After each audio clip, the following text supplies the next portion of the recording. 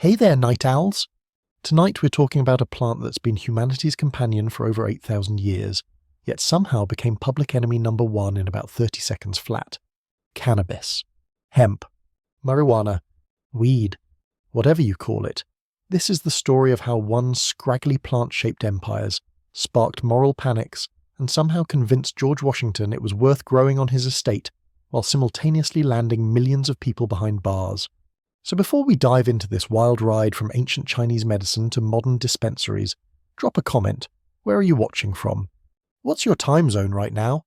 I'm genuinely curious who's along for this journey through one of history's most misunderstood plants. Now dim those lights, get comfortable, and let's trace the unbelievable path of cannabis from sacred rituals to Schedule I narcotic and back again. Trust me, the truth is stranger than any propaganda film ever made. Ready? Let's go. So let's rewind the clock about 8,000 years, give or take a few centuries. We're talking roughly 6,000 BCE, back when agriculture was still the hot new technology that everyone was experimenting with, kind of like how people approached cryptocurrency in 2017, except with considerably more practical applications and fewer get-rich-quick schemes. Now, the Eurasian steppes aren't exactly what you'd call prime real estate by modern standards. We're talking about this massive belt of grassland stretching from Hungary clear across to Manchuria, covering something like 5,000 miles of what is essentially nature's version of a really, really long parking lot. No trees to speak of, brutal winters that'll freeze your extremities off if you're not careful, summers that swing wildly between pleasant and why is the sun personally angry at me, and winds that blow so consistently you'd think the planet was trying to air itself out. Not exactly the kind of place where you'd expect revolutionary agricultural developments, but then again, some of humanity's best ideas have come from people trying to survive in thoroughly inconvenient locations. The thing is, this vast grassland happens to be where cannabis sativa originally decided to set up shop.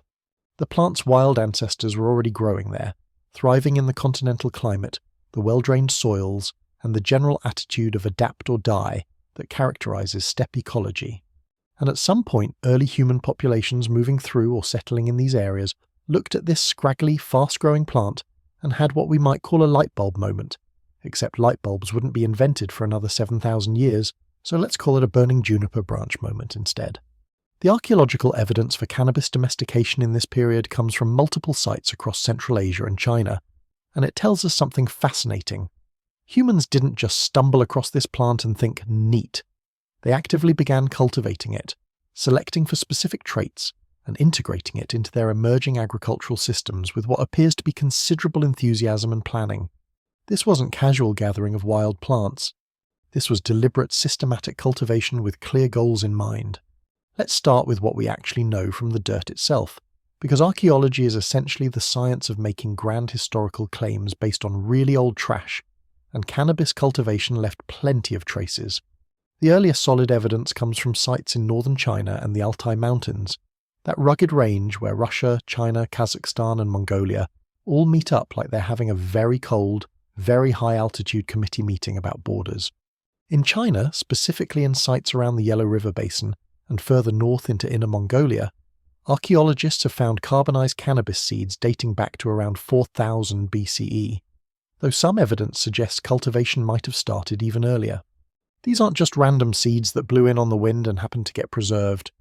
They're found in human settlement contexts, often in significant quantities, sometimes in ceramic vessels or storage pits, which strongly suggests intentional cultivation and storage.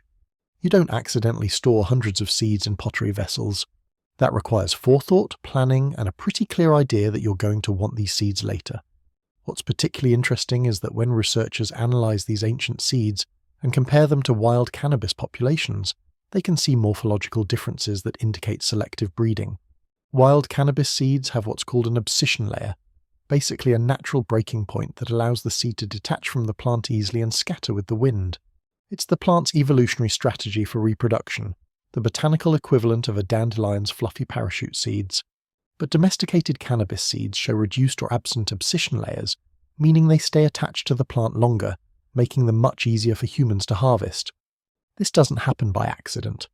This is the result of early cultivators consistently selecting and replanting seeds from plants that held onto their seeds better, gradually breeding out the wild trait over multiple generations. This same pattern shows up in virtually every crop humans have ever domesticated, from wheat to corn to rice. We select for the traits that make our lives easier, even if those traits would make the plant absolutely terrible at surviving in the wild.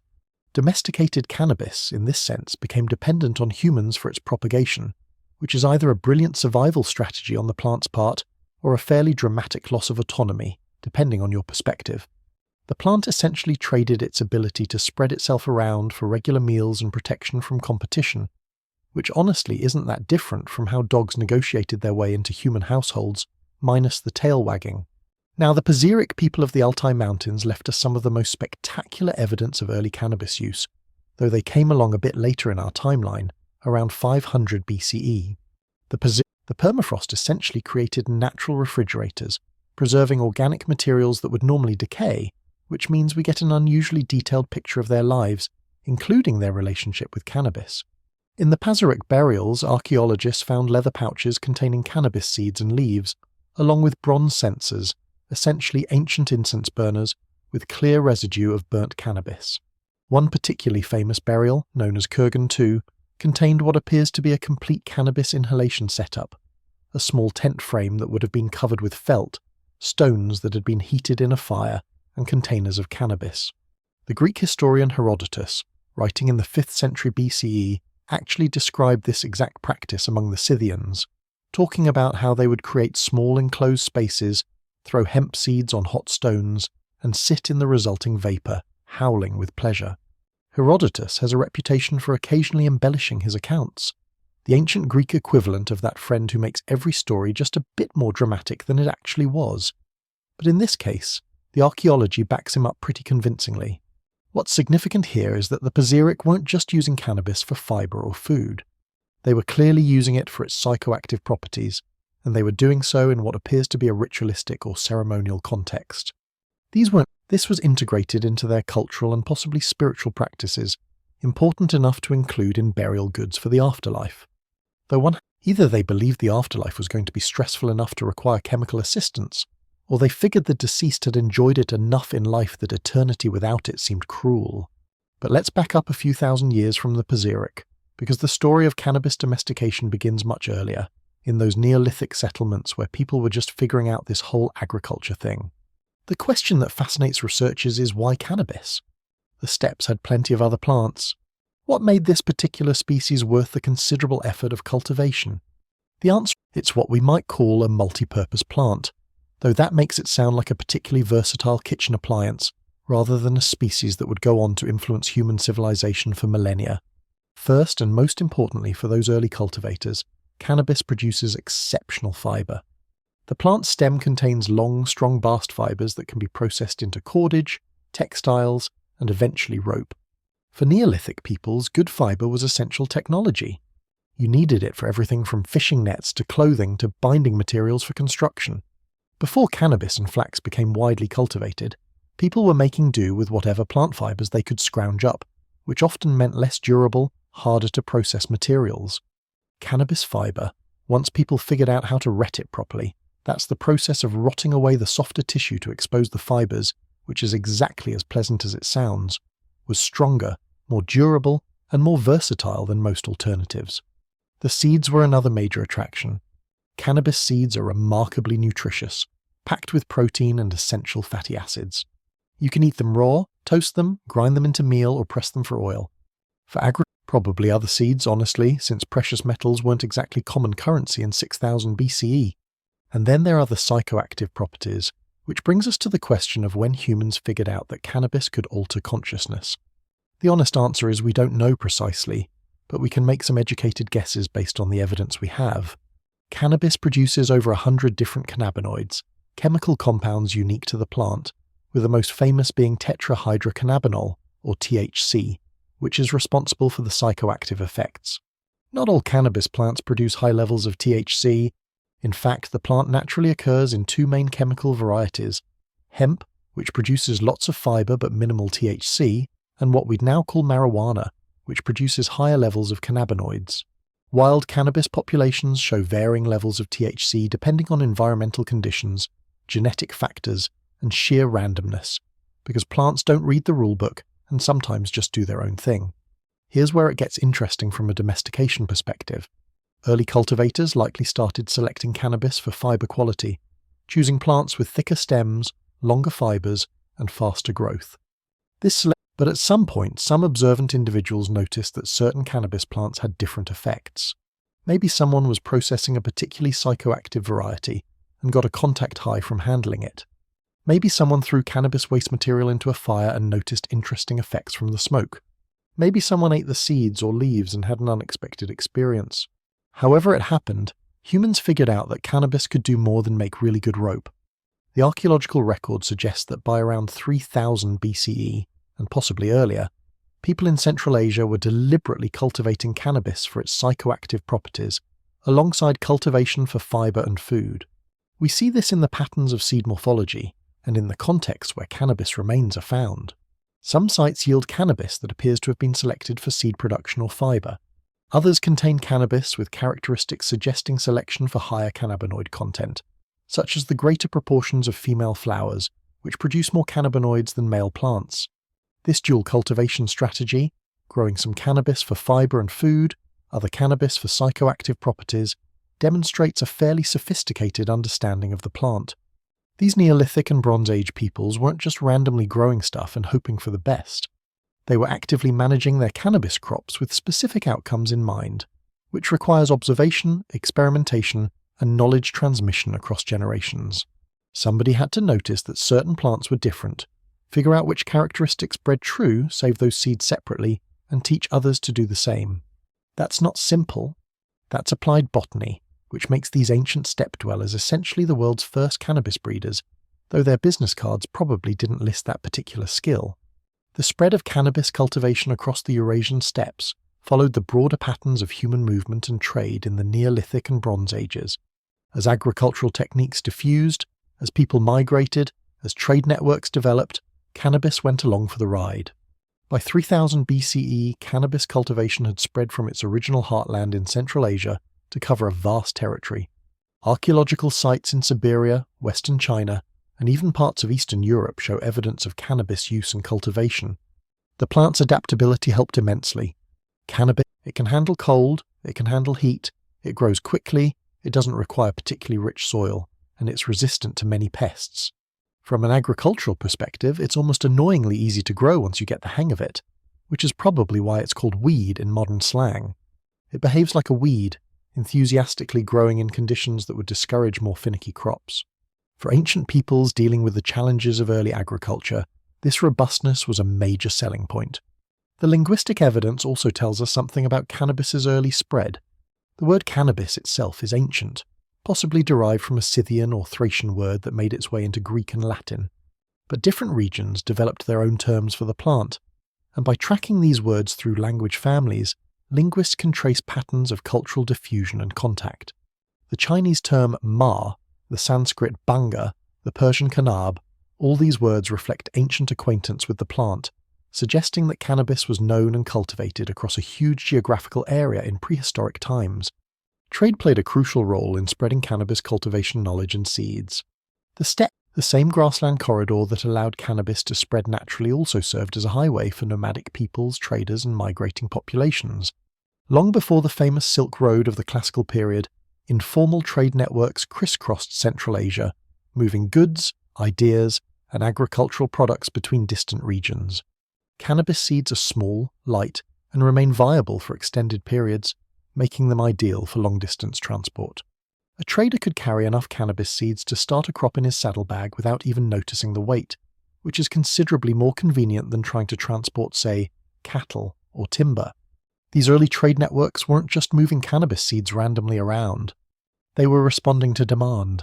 As knowledge of cannabis's various uses spread, communities that didn't have access to the plant wanted it. This created a market, albeit a fairly informal one conducted through barter and gift exchange rather than currency. Because again, money wasn't really a thing yet for most of these societies. But the basic economic principle holds. People want useful stuff, and they'll trade other useful stuff to get it. The Eurasian steppes were ground zero for horse domestication, probably beginning around 4000 BCE in what's now Kazakhstan. Horses revolutionized steppe life, enabling much more effective long-distance travel, communication, and eventually warfare. But here's the thing about horses. Their tack, all the equipment needed to ride and control them, requires substantial amounts of strong rope and textile materials. Early horse cultures would have had significant demand for good fiber, and cannabis provided exactly that. So you have this feedback loop developing. Horse domestication increases demand for fiber, which encourages cannabis cultivation, which produces more resources that can be traded, which facilitates more long-distance contact, which spreads both horses and cannabis to new regions. Neither development happens in isolation. They're part of an interconnected web of technological and cultural changes that transformed steppe societies during the Neolithic and Bronze Ages. The archaeological site of Butai in Kazakhstan provides fascinating evidence of this intersection. Butai is one of the earliest known sites of horse domestication, dated to around 3500 BCE, and guess what else shows up in the archaeological record there? Cannabis seeds. Not in huge quantities, but present, suggesting that the people of Butai were cultivating or at least using cannabis alongside their revolutionary work with horses. Whether they were making horse tack from cannabis fiber is speculation, but it would make perfect practical sense.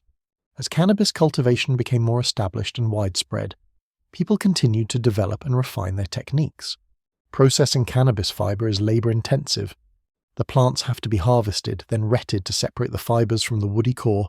Then the fibers have to be cleaned, combed, and spun into thread or rope.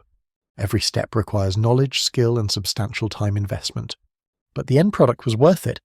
Cannabis fiber is significantly stronger than cotton, more resistant to rot than many other plant fibers, and has a slight natural antimicrobial property that helps preserve it. For peoples without access to synthetic materials, these properties were incredibly valuable.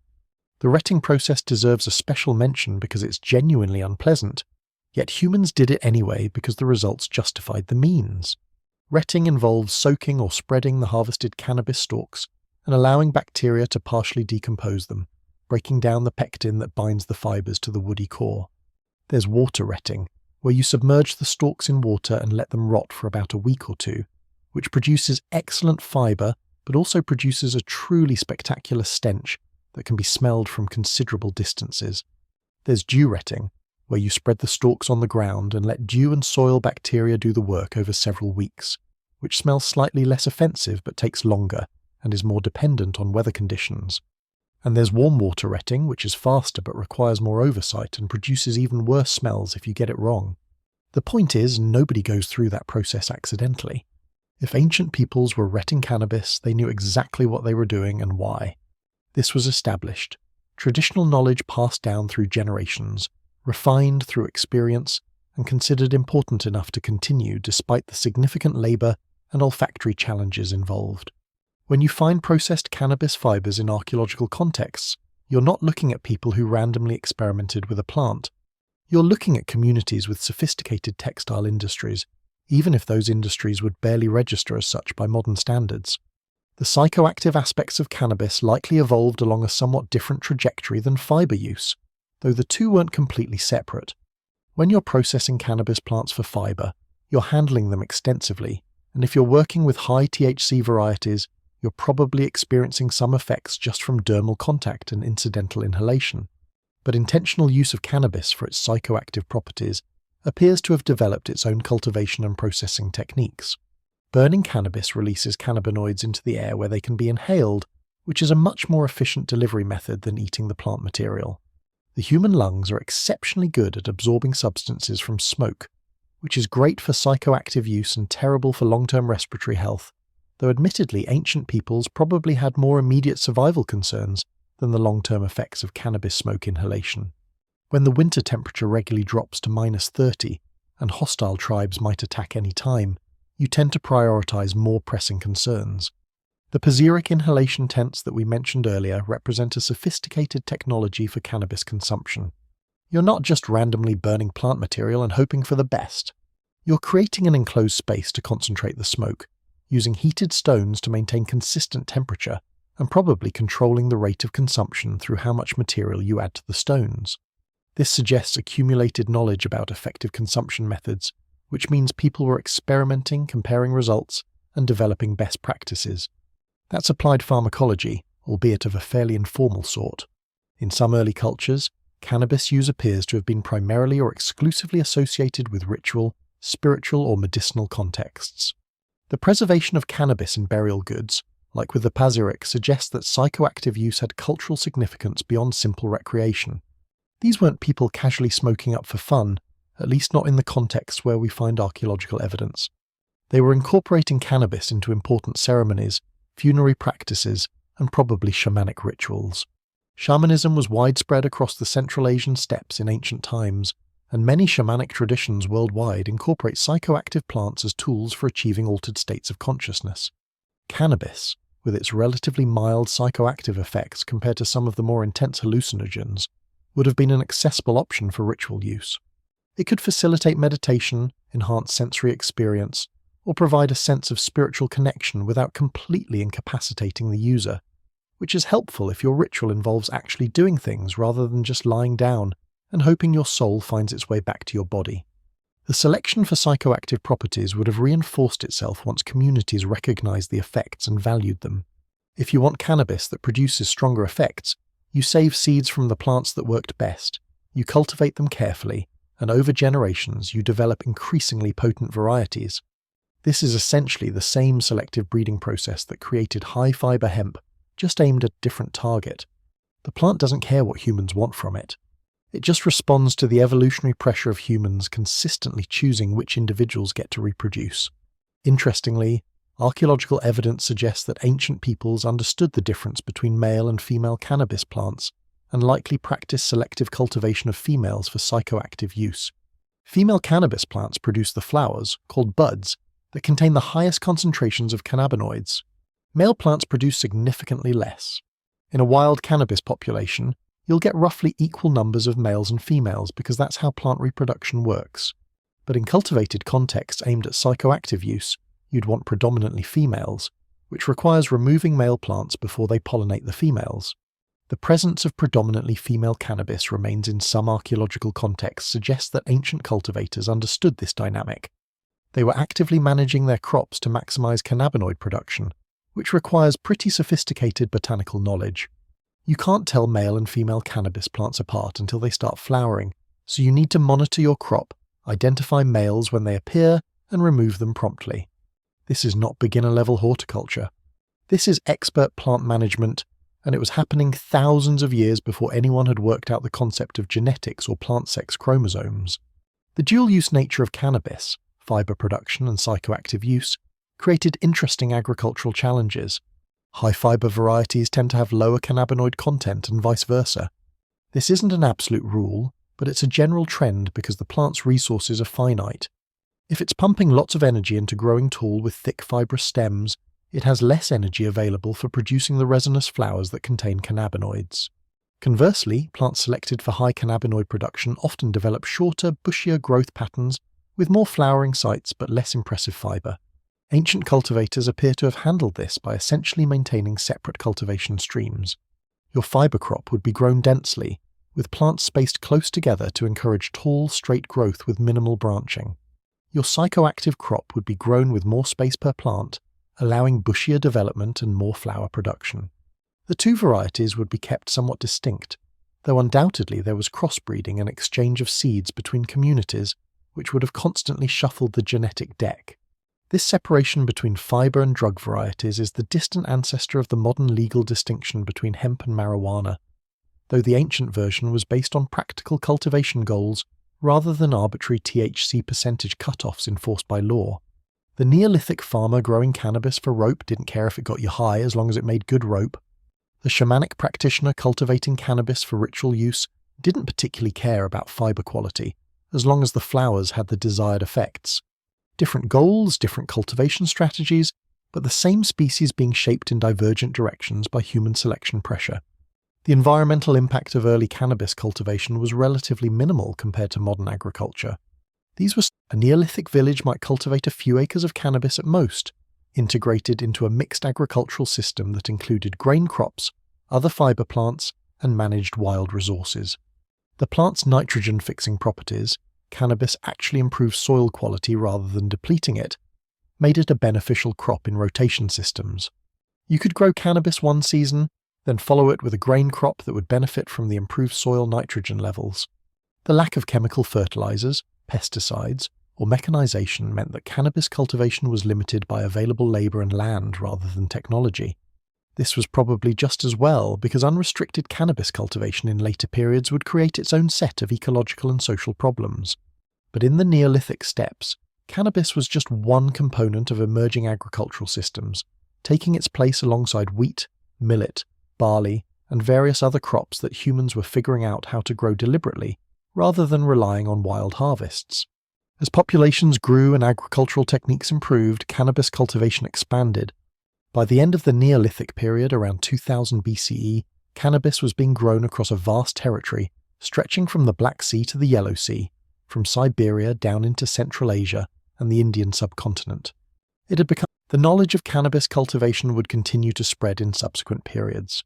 But the fundamental domestication event, the initial transformation of wild cannabis into a cultivated crop, happened on the Eurasian steppes during the Neolithic period, executed by peoples whose names we don't know, in villages that are now just archaeological sites marked by pottery shards and post holes. These anonymous cultivators created something that would outlast their cultures, their languages, and even their genetic lineages. The cannabis varieties we know today, from industrial hemp to potent marijuana strains, all trace their ancestry back to those early domestication efforts on the steppes. Every cannabis plant in every dispensary, every hemp field, every backyard grow operation carries the legacy of those Neolithic experiments in plant breeding. The irony, if we want to call it that, is that those early cultivators had no idea what they were starting. They were solving immediate practical problems: how to make better rope, how to supplement their food supply, possibly how to facilitate spiritual experiences or treat ailments. They weren't thinking about creating a plant that would become one of the most controversial organisms on the planet, that would be simultaneously praised as a miracle medicine and condemned as a dangerous drug, that would generate billions in economic activity while also filling prisons with people convicted of possessing it. But that's the nature of domestication. When you fundamentally alter a species to serve human needs, you create something new that will have consequences you can't predict. Domesticated wheat reshaped human societies, enabling civilization as we know it, but also creating dependencies, social hierarchies, and eventually the spectacular inequality that characterizes agricultural societies. Domesticated horses gave humans unprecedented mobility and military power, which is great until those horses are used to invade your territory. Domesticated cannabis gave humans versatile fiber, nutritious food, and psychoactive experiences, and 8,000 years later we're still arguing about whether that third use is a blessing, a curse, or just a thing that exists and shouldn't generate quite so much moral panic. The archaeological evidence from the steppes gives us facts, dates, locations, physical remains, patterns of use. But it can't tell us what those early cultivators thought about cannabis, how they felt about it, whether they considered it sacred or mundane, revolutionary or routine. We can infer that they valued it, because people don't invest substantial labor in crops they don't care about. We can infer that they transmitted knowledge about cultivation carefully, because maintaining domesticated varieties requires consistent effort across generations. We can infer that at least some communities incorporated cannabis into significant social or ritual practices, because they included it in burial goods and created specialized tools for consumption. What we can't know is the subjective experience, the individual human stories behind the archaeological patterns. There's no written record from this period. Writing wouldn't be invented for thousands of years yet. We have artifacts but no autobiography, graves but no diaries, tools but no instruction manuals. We're reading history from physical traces, interpreting human behavior from the things people left behind, and accepting that much of the lived experience of Neolithic cannabis cultivation is simply lost to time. Still, what we do know is remarkable enough. Somewhere around 8,000 years ago, on the grasslands of Central Asia, humans looked at a wild plant and saw possibility.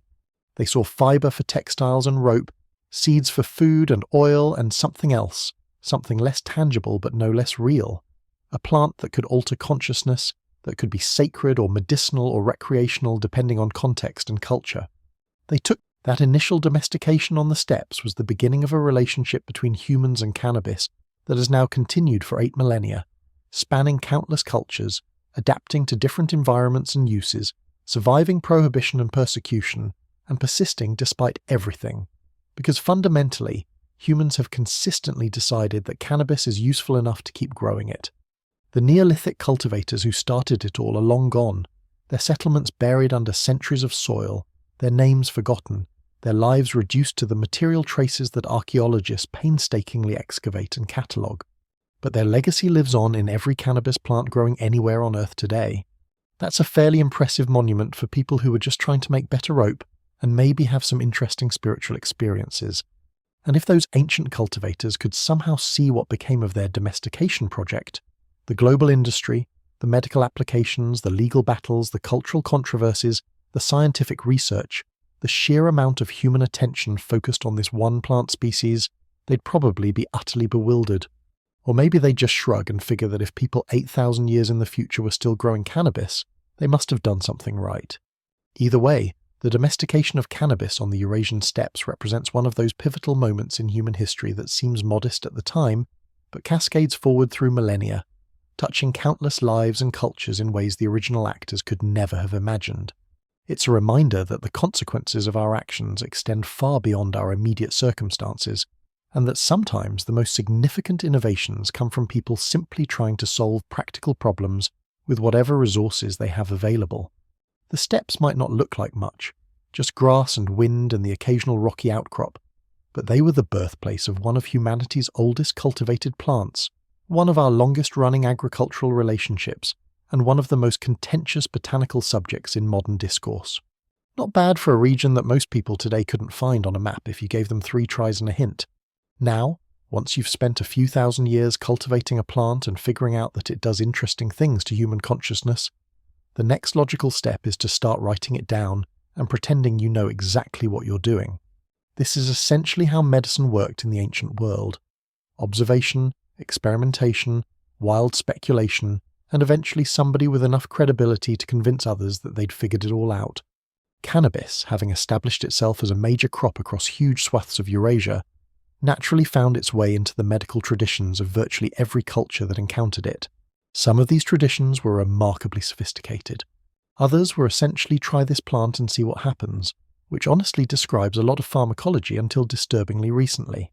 The earliest written records we have of cannabis as medicine come from China, specifically attributed to a legendary figure named Shennong, which translates roughly to divine farmer or divine husbandman, depending on how poetic you want to get with ancient Chinese titles.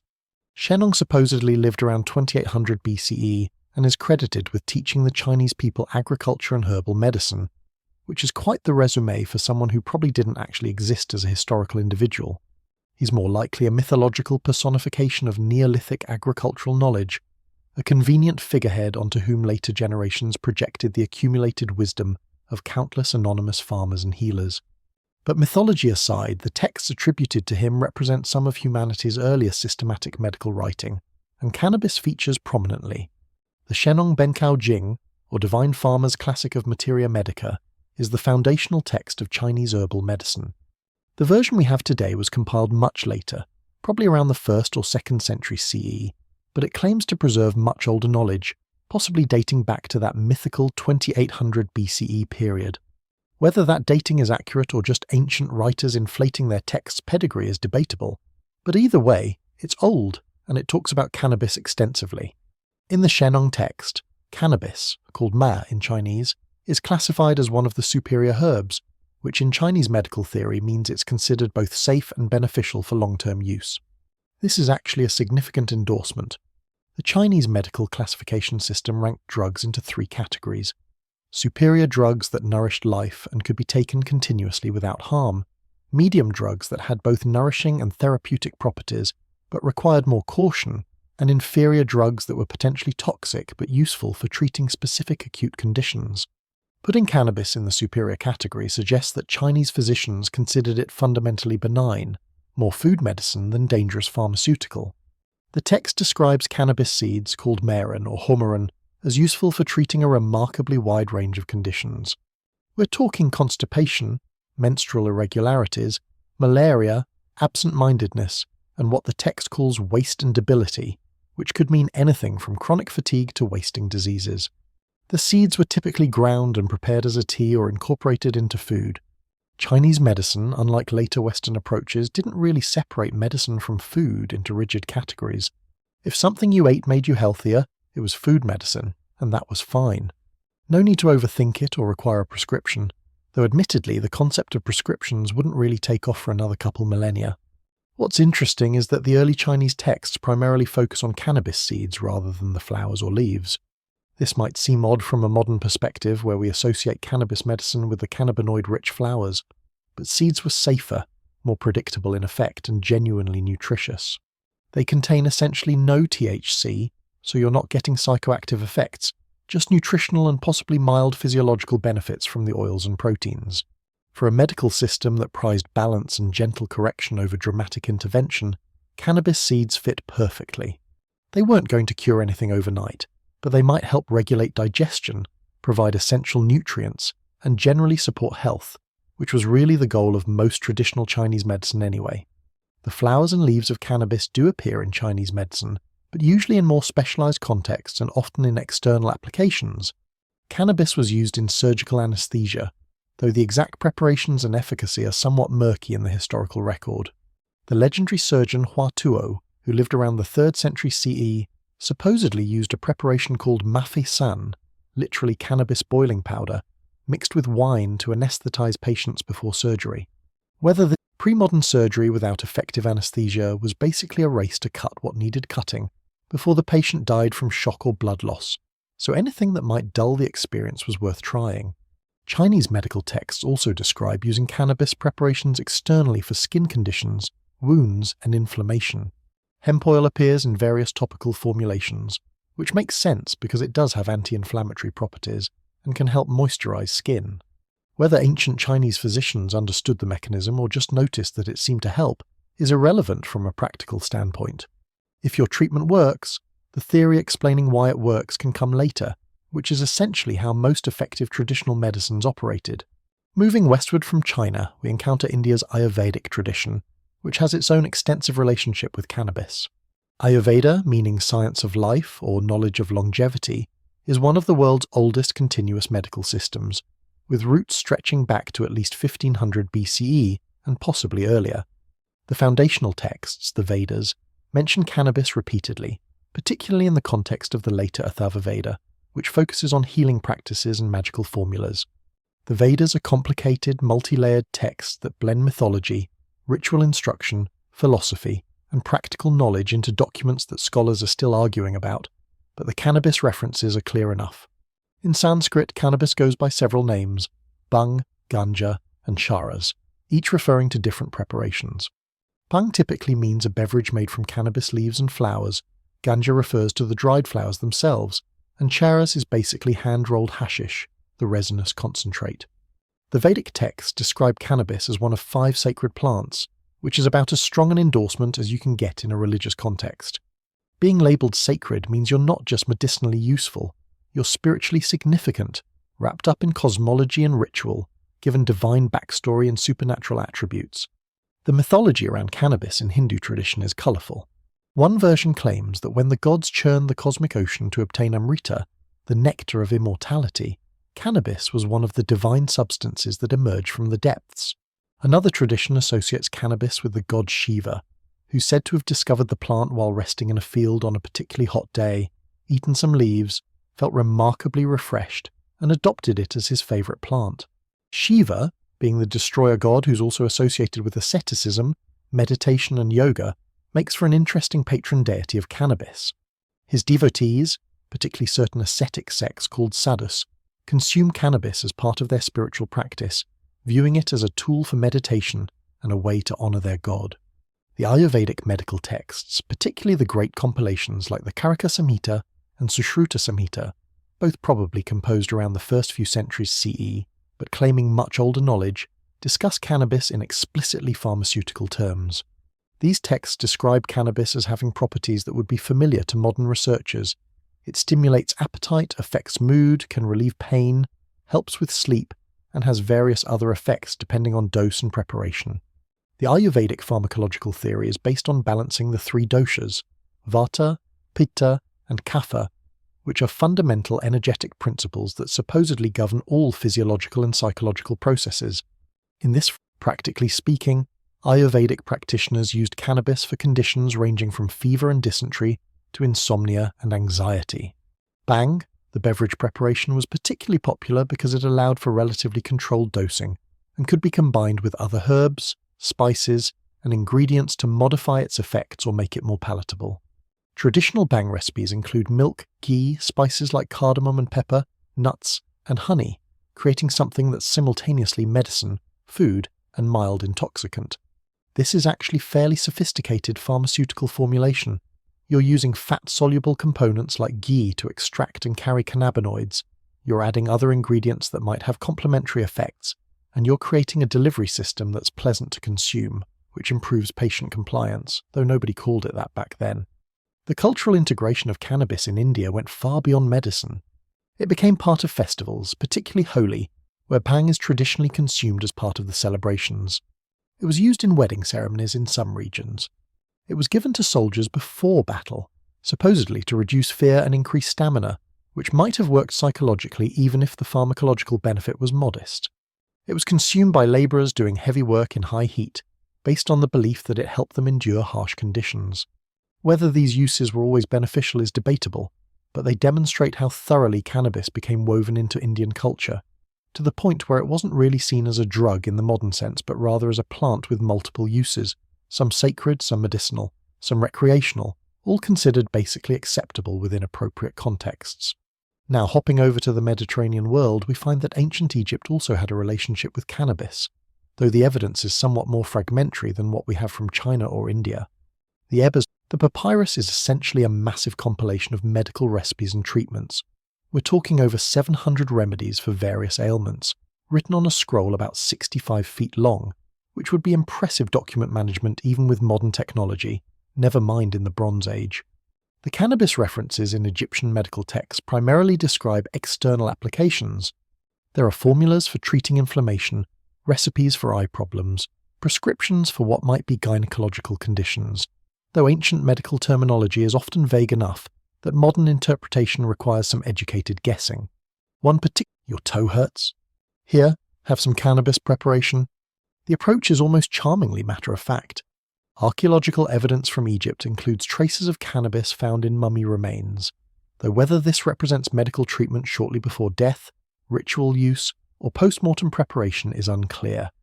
The ancient Egyptians had complex mummification and burial practices involving numerous substances, so finding traces of something in a mummy doesn't automatically tell you how the living person used it, but it does confirm that Egyptians had access to cannabis and considered it valuable enough to include in burial contexts, which at minimum indicates cultural significance.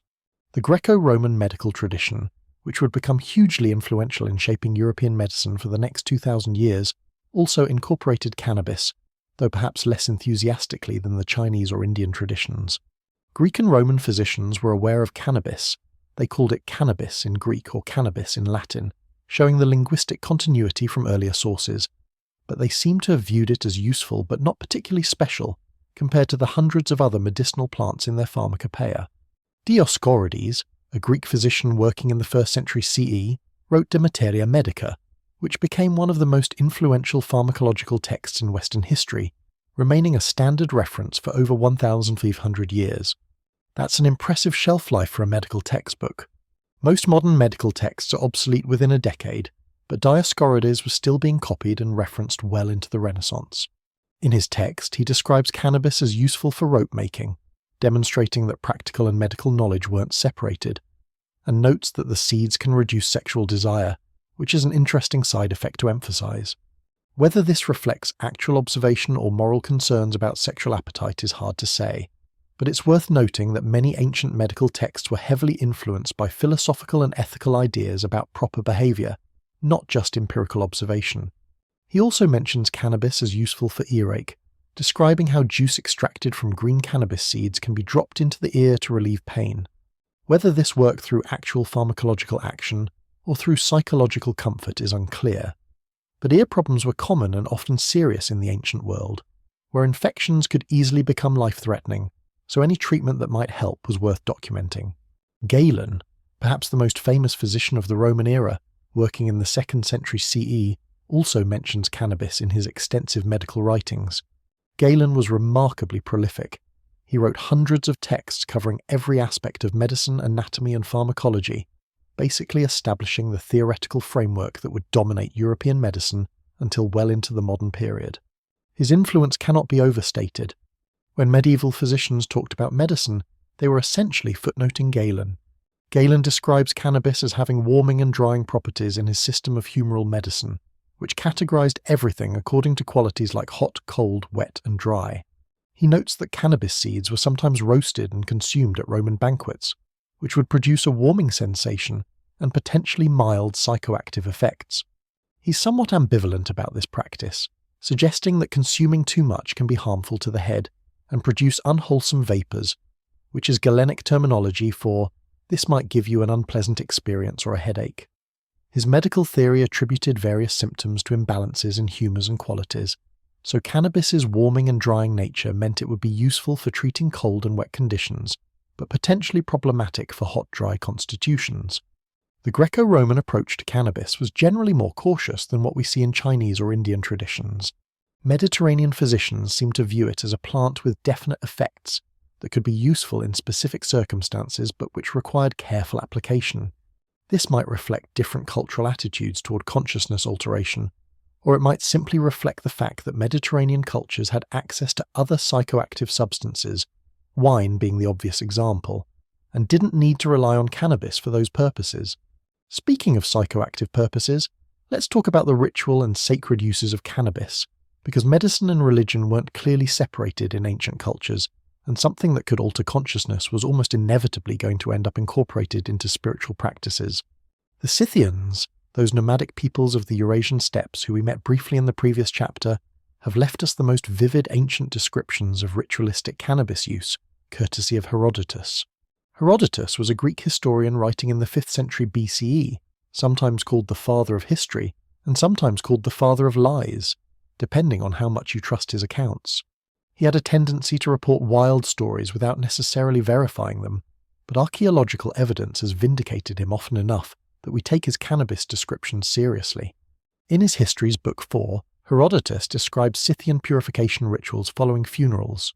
He explains that Scythians would construct small tent-like structures, place a bowl of hot stones inside, throw cannabis seeds onto the stones, and then crawl into the tent to inhale the resulting vapor. He specifically notes that the Scythians would howl with pleasure from the effects, which is a delightfully vivid detail that makes the whole scene come alive. You can practically see these ancient nomads getting enthusiastically stoned in their felt tents, while Herodotus takes notes with a mixture of fascination and Greek judgmental superiority. The archaeological record backs this up beautifully. Excavations of Scythian burial mounds, particularly in the Altai Mountains and southern Siberia, have uncovered exactly the apparatus Herodotus described. Small tent frames, bronze braziers, leather pouches containing cannabis seeds and leaves, even traces of burnt cannabis residue. The Paseric burials, which we mentioned earlier, provide the most complete examples, essentially archaeological proof that Herodotus, for once, was reporting actual facts rather than exotic fantasies. What's significant about the Scythian use is that it was clearly ritualized and communal. This wasn't people randomly getting high for fun. These were structured ceremonies, connected to funerary practices and purification rituals, governed by cultural rules about when, how, and why cannabis should be consumed. The vapor bath method they used was actually fairly sophisticated. By heating stones and adding cannabis gradually, they could control the intensity and duration of the experience, creating an extended ritual rather than a brief episode. The religious and spiritual dimensions of Scythian cannabis use are harder to pin down because the Scythians didn't leave written records, and we're interpreting their practices from archaeological remains and Greek accounts. But the association with funerals and purification strongly suggests that they believed cannabis use had spiritual significance, possibly facilitating communication with the dead, cleansing spiritual pollution, or marking transitions between sacred and profane states. Shamanic practices were widespread among steppe peoples, and cannabis could certainly serve as a tool for shamanic journeying or altered state work. Moving to the Indian subcontinent, we encounter cannabis in the Vedic tradition's famous Soma ritual. Soma is one of the great mysteries of ancient religious history, a plant or plant-based preparation that plays a central role in Vedic rituals and mythology, but whose exact identity has been lost. The Rig Veda, the oldest Vedic text, contains over 100 hymns praising Soma as a divine substance that produces visions, strength, inspiration, and communion with the gods. Priests, what was Soma? Scholars have debated this for over a century, proposing candidates ranging from psychedelic mushrooms to ephedra to various other plants. Some researchers argue that Soma was cannabis, or at least that cannabis was one ingredient in a multi-plant preparation. The evidence is circumstantial but interesting. Cannabis was certainly available in ancient India. It produces consciousness-altering effects that match some Soma descriptions. It was considered sacred in later Hindu tradition, and some Vedic passages seem to describe effects consistent with cannabis rather than other proposed Soma candidates. However, other passages describe Soma effects that don't match cannabis particularly well, which might mean Soma was something else entirely, or that Soma referred to different preparations in different periods or regions, or that the Vedic texts are using poetic and mystical language that doesn't map neatly onto pharmacological reality. The latter is probably closest to the truth. When you're dealing with ancient religious texts describing transcendent spiritual experiences, trying to reverse engineer the exact psychoactive substance involved is always going to be speculative. What we can say with more confidence is that by the later Vedic period, and certainly by the time of classical Hinduism, cannabis, specifically as bhang, was thoroughly integrated into religious practice. Bhang consumption became associated with certain festivals, particularly Shivaratri, the great festival honouring Shiva. Devotees would consume bhang as part of the celebrations, combining religious observance with mild intoxication in a culturally sanctioned context. This wasn't seen as drug abuse or problematic behaviour. It was participating in a sacred tradition, honouring the gods in a prescribed manner using a plant that itself was considered divine. The sadhus, Hindu ascetics who renounce worldly life to pursue spiritual liberation, developed particularly strong associations with cannabis. Many sadhu sects, especially those devoted to Shiva, use cannabis regularly as part of their spiritual practice. They smoke it in clay pipes called chillams, they consume bhang, they sometimes use haras, and they do so in full public view, often at temples and religious festivals without legal or social sanctions. The logic from their perspective is that cannabis helps with meditation, reduces physical discomfort during long periods of yogic practice, diminishes attachment to worldly concerns, and generally facilitates the kind of consciousness that's conducive to spiritual realization.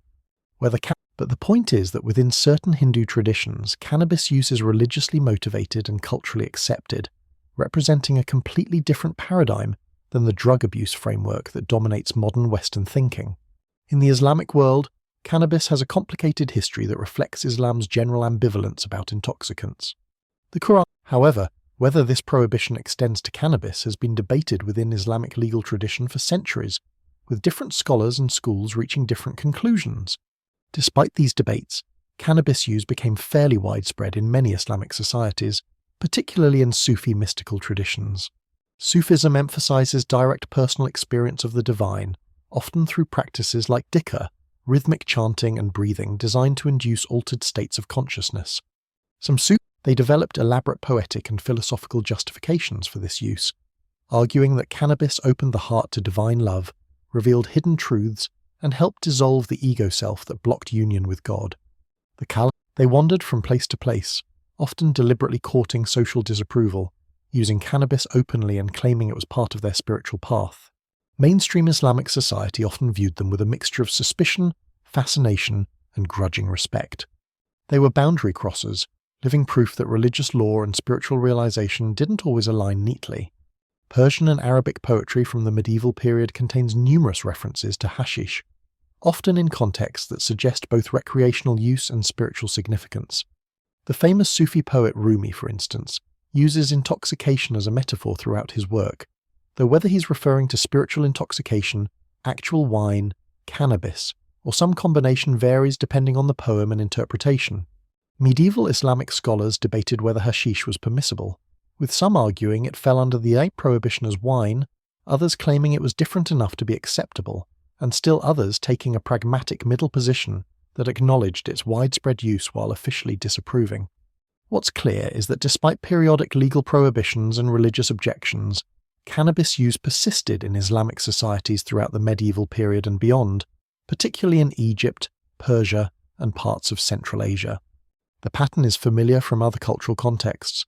Official doctrine says one thing, actual practice does another, and most people find ways to reconcile the contradiction without excessive cognitive dissonance. The shamanic traditions of Central Asia provide yet another context for understanding ritual cannabis use. Shamanism, in this region, refers to a complex of religious practices centered on individuals, shamans, who serve as intermediaries between human communities and the spirit world. Shamans enter altered states of consciousness, typically through drumming, dancing, fasting, or psychoactive substances, during which they're believed to journey to other realms, communicate with spirits, diagnose and treat illnesses, and perform various other supernatural services. Cannabis was one of multiple psychoactive plants available to Central Asian shamans, alongside others like fly agaric mushrooms, various Artemisia species, and possibly others that haven't been definitively identified in the archaeological and ethnographic record.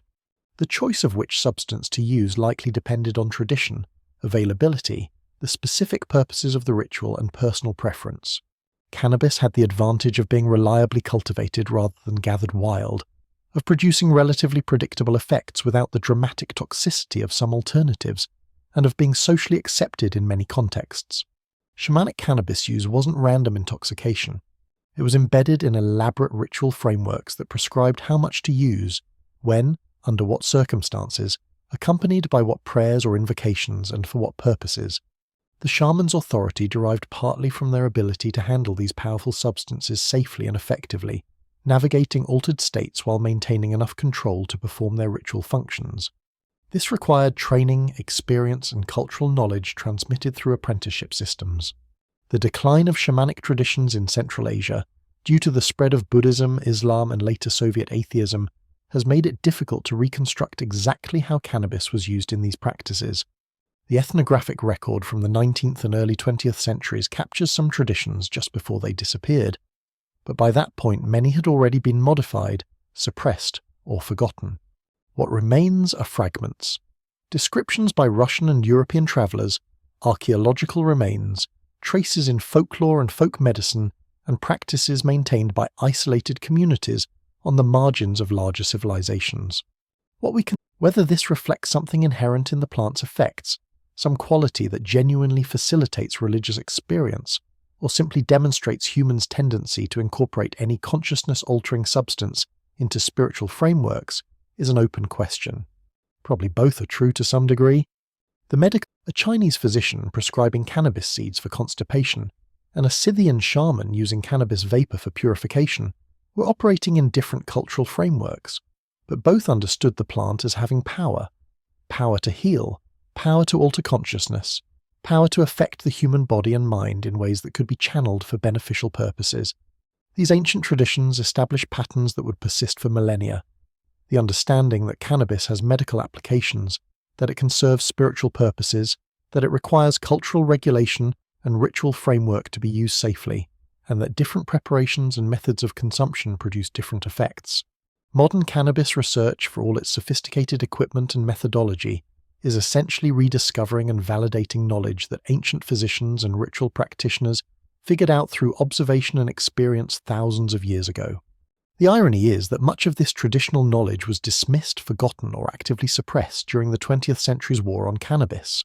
Western medicine, which traces its lineage directly back through medieval Islamic and European medicine to Greco-Roman, and ultimately to some of these same ancient sources, somehow decided that centuries of documented medical use were irrelevant, because cannabis was now classified as a dangerous drug with no medical value. The traditional knowledge was still there, preserved in Ayurvedic texts, Chinese materia medicas, and folk practices, but it was no longer considered legitimate in the dominant scientific and legal frameworks. This represents a fairly spectacular failure of cultural memory, like burning a library and then, generations later, laboriously trying to reconstruct the lost books from scattered fragments, while insisting that the original library never contained anything valuable anyway. The ancient physicians who carefully documented their observations of cannabis's effects, the traditional healers who developed sophisticated preparation methods, the ritual practitioners who understood how to use it in spiritual contexts, they accumulated genuine knowledge, empirical and experiential if not scientifically rigorous by modern standards. That knowledge wasn't perfect. Ancient medicine got plenty of things wrong. The theoretical frameworks, humas, doshas, ki, don't correspond to modern physiological understanding. Some treatments were useless or harmful, but the core observations about cannabis, that it affects appetite, sleep, pain, mood, that it has both medical and non-medical applications, that dosage matters, that method of consumption changes effects, that individual responses vary, these insights were accurate then and remain accurate now. The journey of cannabis through ancient medical traditions shows us a plant that was recognized as valuable across hugely diverse cultures, incorporated into different medical systems and religious practices, used for both healing and spiritual purposes, and generally understood as a powerful but manageable substance that required knowledge and respect but not prohibition.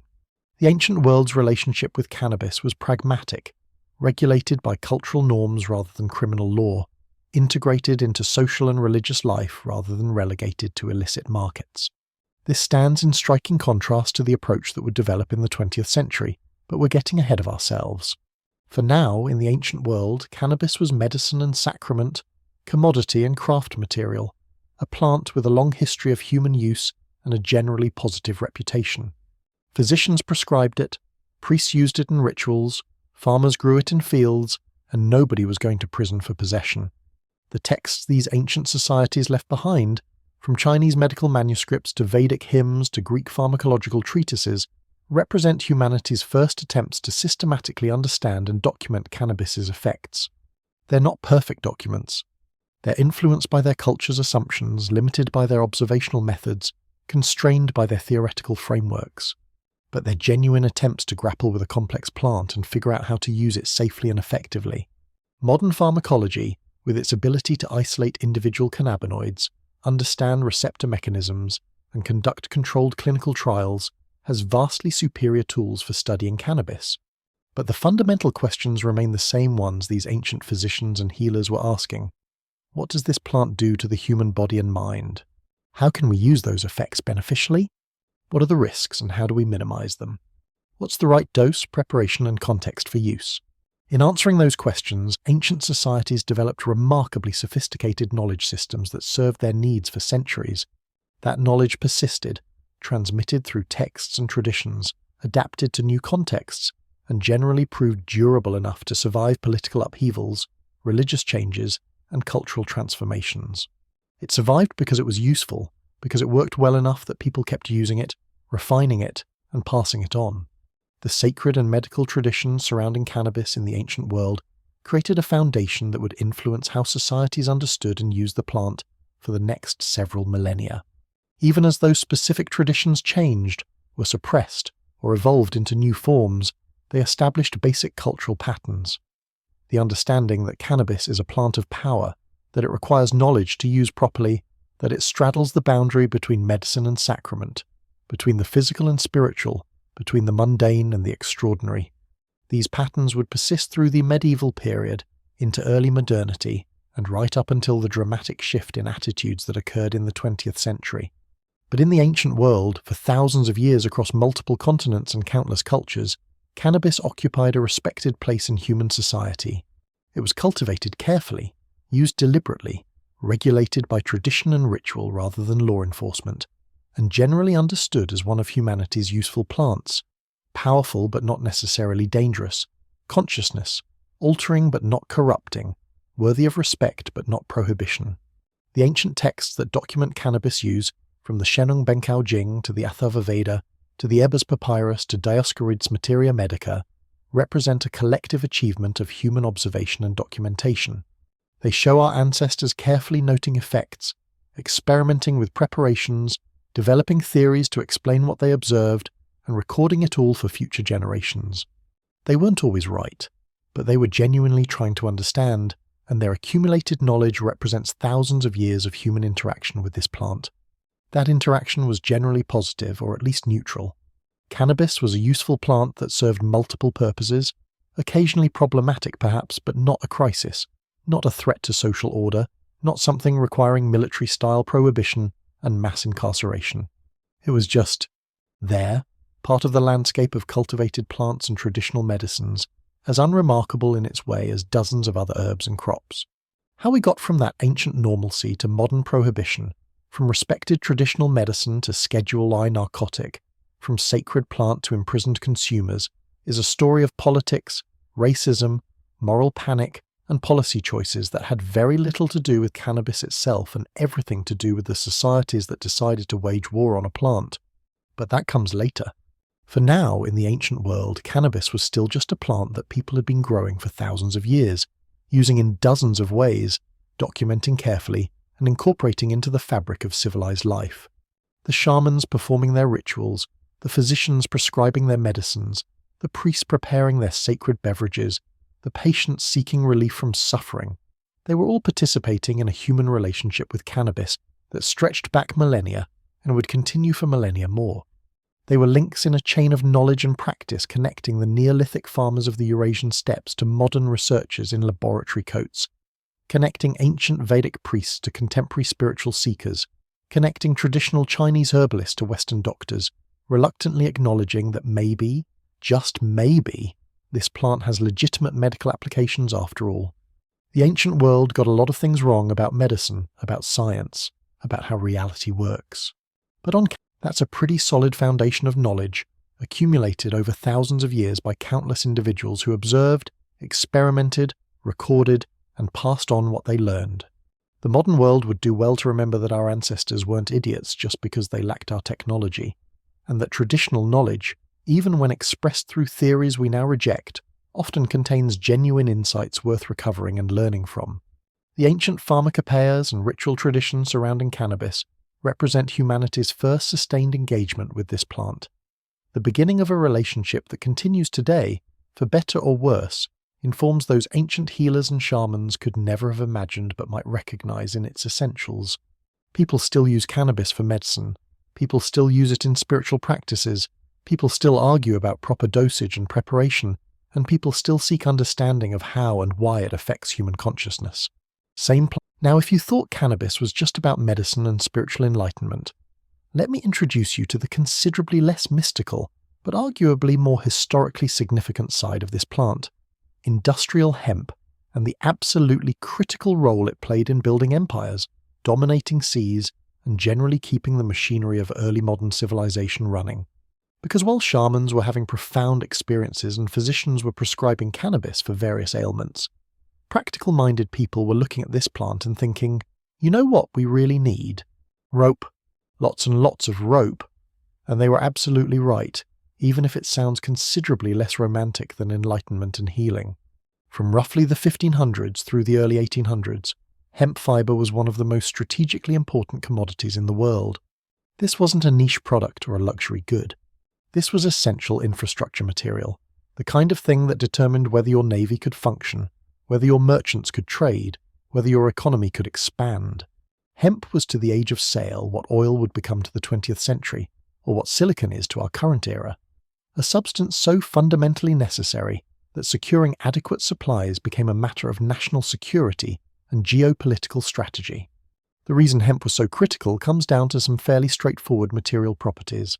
Hemp fiber is exceptionally strong, significantly more so than most other plant fibers available in the pre-industrial period. It's resistant to rot and degradation from salt water, which is obviously crucial for maritime applications. It doesn't stretch much under load, maintaining consistent length and strength even when wet. And it can be processed into rope, cordage, and canvas.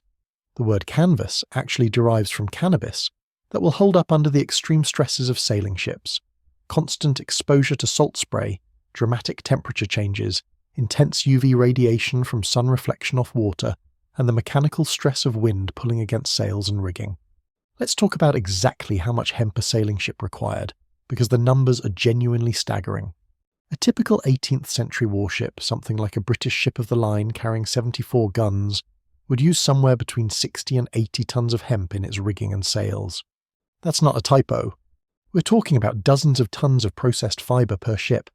The rigging alone, all the ropes and cables that held up the masts, controlled the sails, and allowed the crew to operate the vessel, represented miles of hemp rope in various thicknesses, from heavy anchor cables as thick as a man's thigh, down to lighter cordage for more delicate operations. The sails were made from canvas woven from hemp fibre, and a large warship carried an enormous amount of canvas. The mainsails, the topsails, the topgallants, the jibs, the staysails. When you add it all up, you're looking at well over an acre of heavy canvas per ship. And this canvas took a beating. Wind, salt, sun, and mildew would degrade it constantly, requiring repairs and eventual replacement. Ships needed to carry spare canvas, and naval dockyards maintained massive stocks because you couldn't have your fleet sitting idle waiting for new sails to be woven. Now multiply those per-ship requirements by the size of the fleets that major naval powers maintained. Britain, at the height of its naval dominance in the late 18th and early 19th centuries, operated hundreds of warships along with thousands of merchant vessels, all requiring hemp. France, Spain, the Netherlands, every European power with maritime ambitions needed vast quantities of hemp fibre, and they needed it continuously, because this wasn't a one-time purchase. Rope and canvas wore out. Ships were lost to storms, combat, and accidents. The demand was constant and enormous, creating one of the most important commodity trades of the early modern period. Here's where geography and politics get interesting. Hemp grows well in temperate climates with adequate moisture, but not everywhere produces high-quality fibre.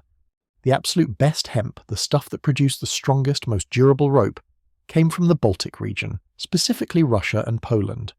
Baltic hemp became the gold standard, the premium product that every navy wanted for its most critical rigging.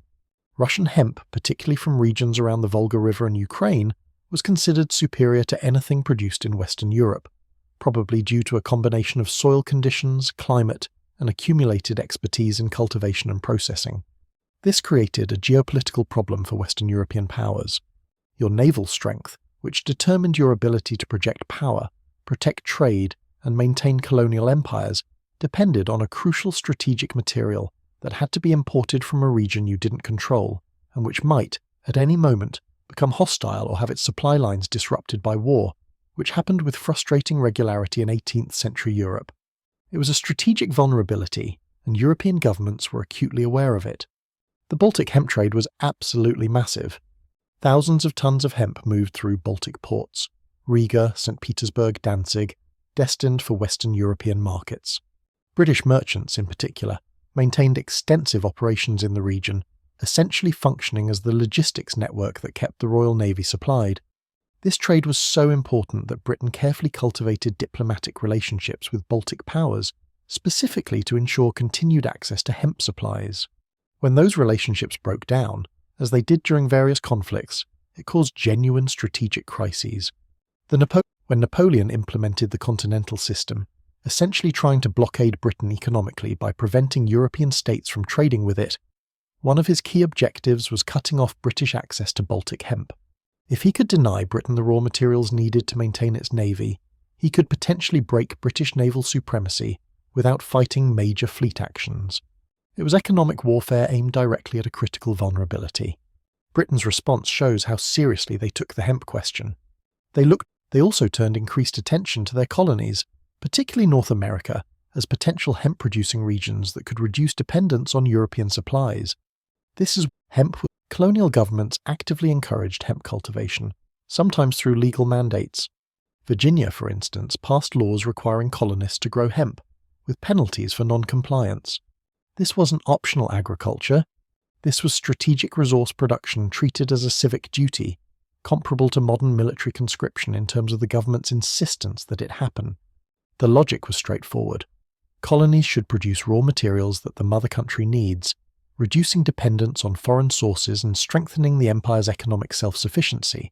Hemp fit perfectly into mercantilist economic theory. It didn't compete with British manufacturing because the colonies would export raw fibre, while finished rope and canvas production remained in Britain.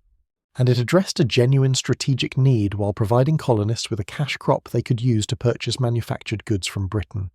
Now hemp production is labour-intensive at every stage. The plants need to be cultivated, which involves preparing fields, planting, weeding and monitoring for pests. Then comes harvest, which has to be done at the right time to get optimal fibre quality. After harvest, the real work begins.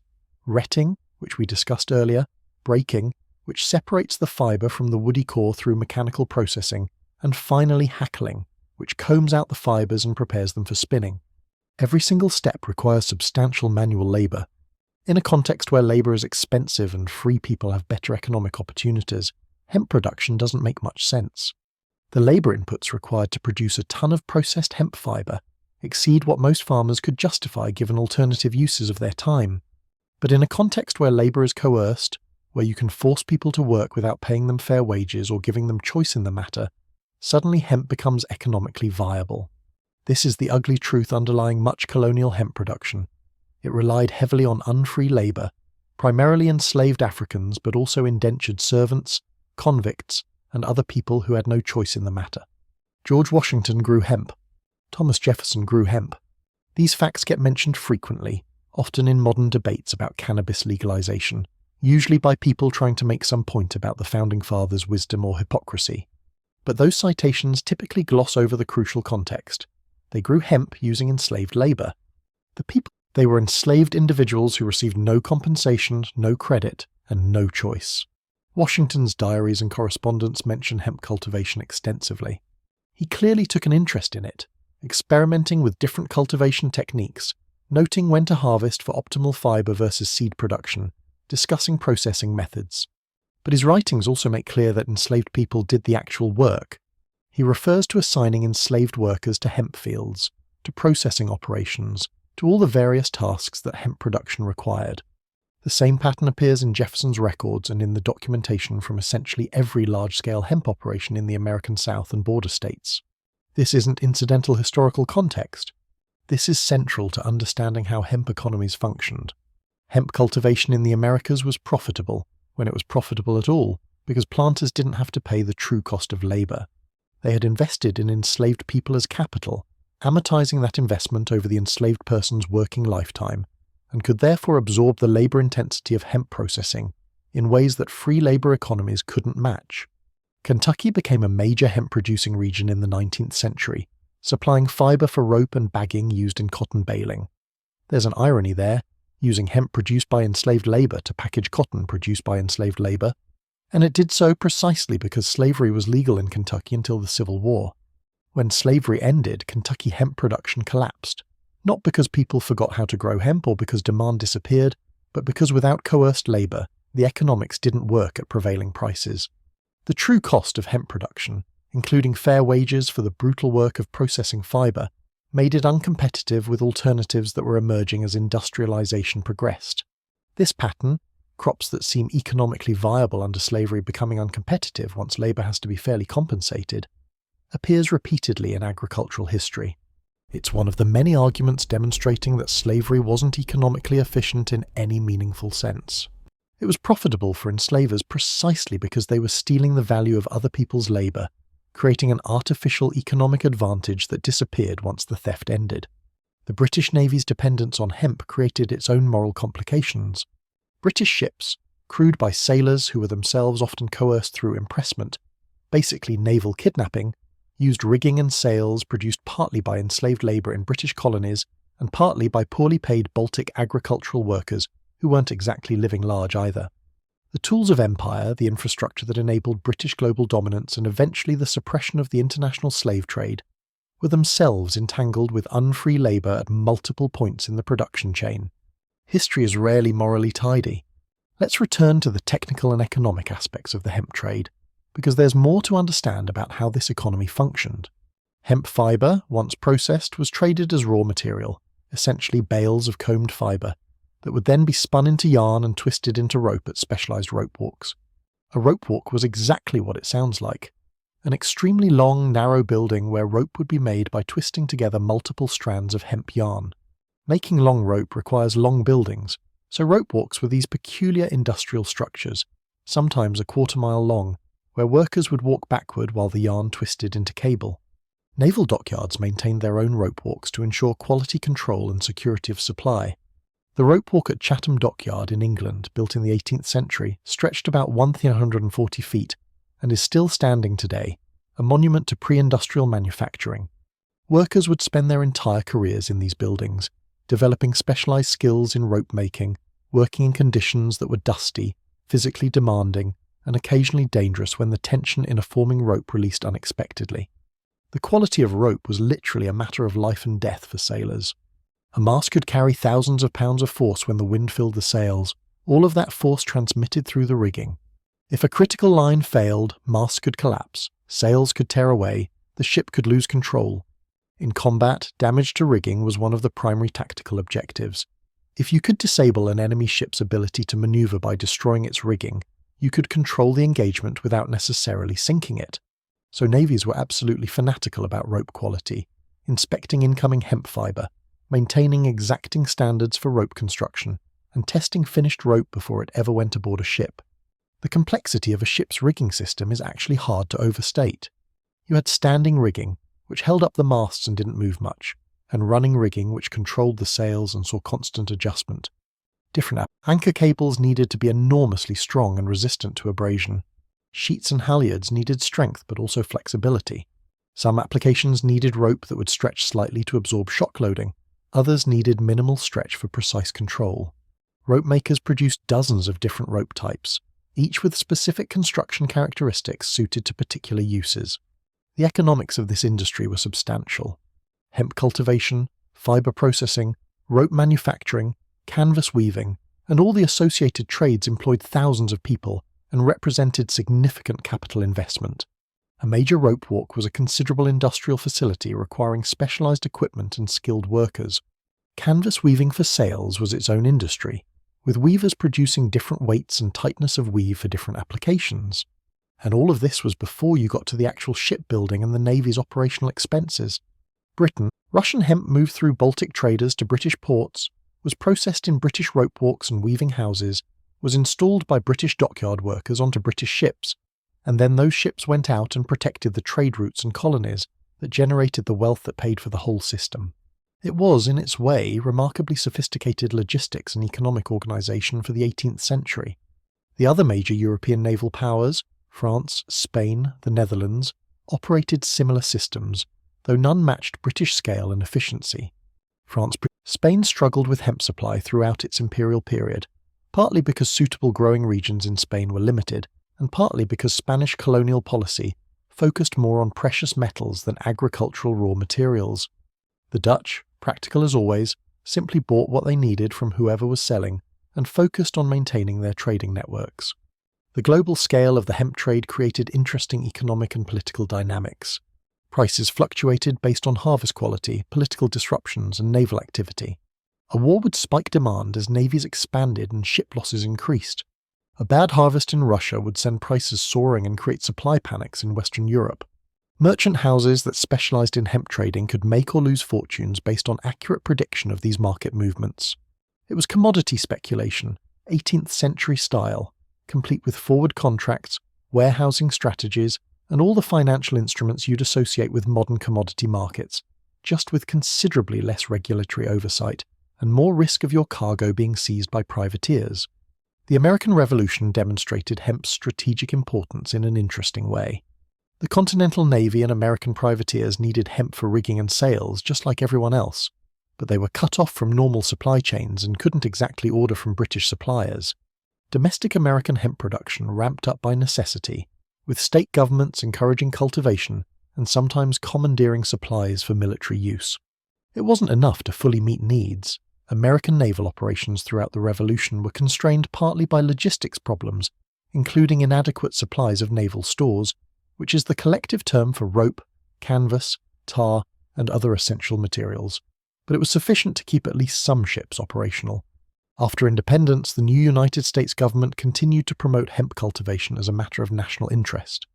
The Navy would need reliable supplies, and reducing dependence on imports aligned with early American economic nationalism. Kentucky, as mentioned earlier, became a major producer. Missouri produced hemp. Illinois to some extent.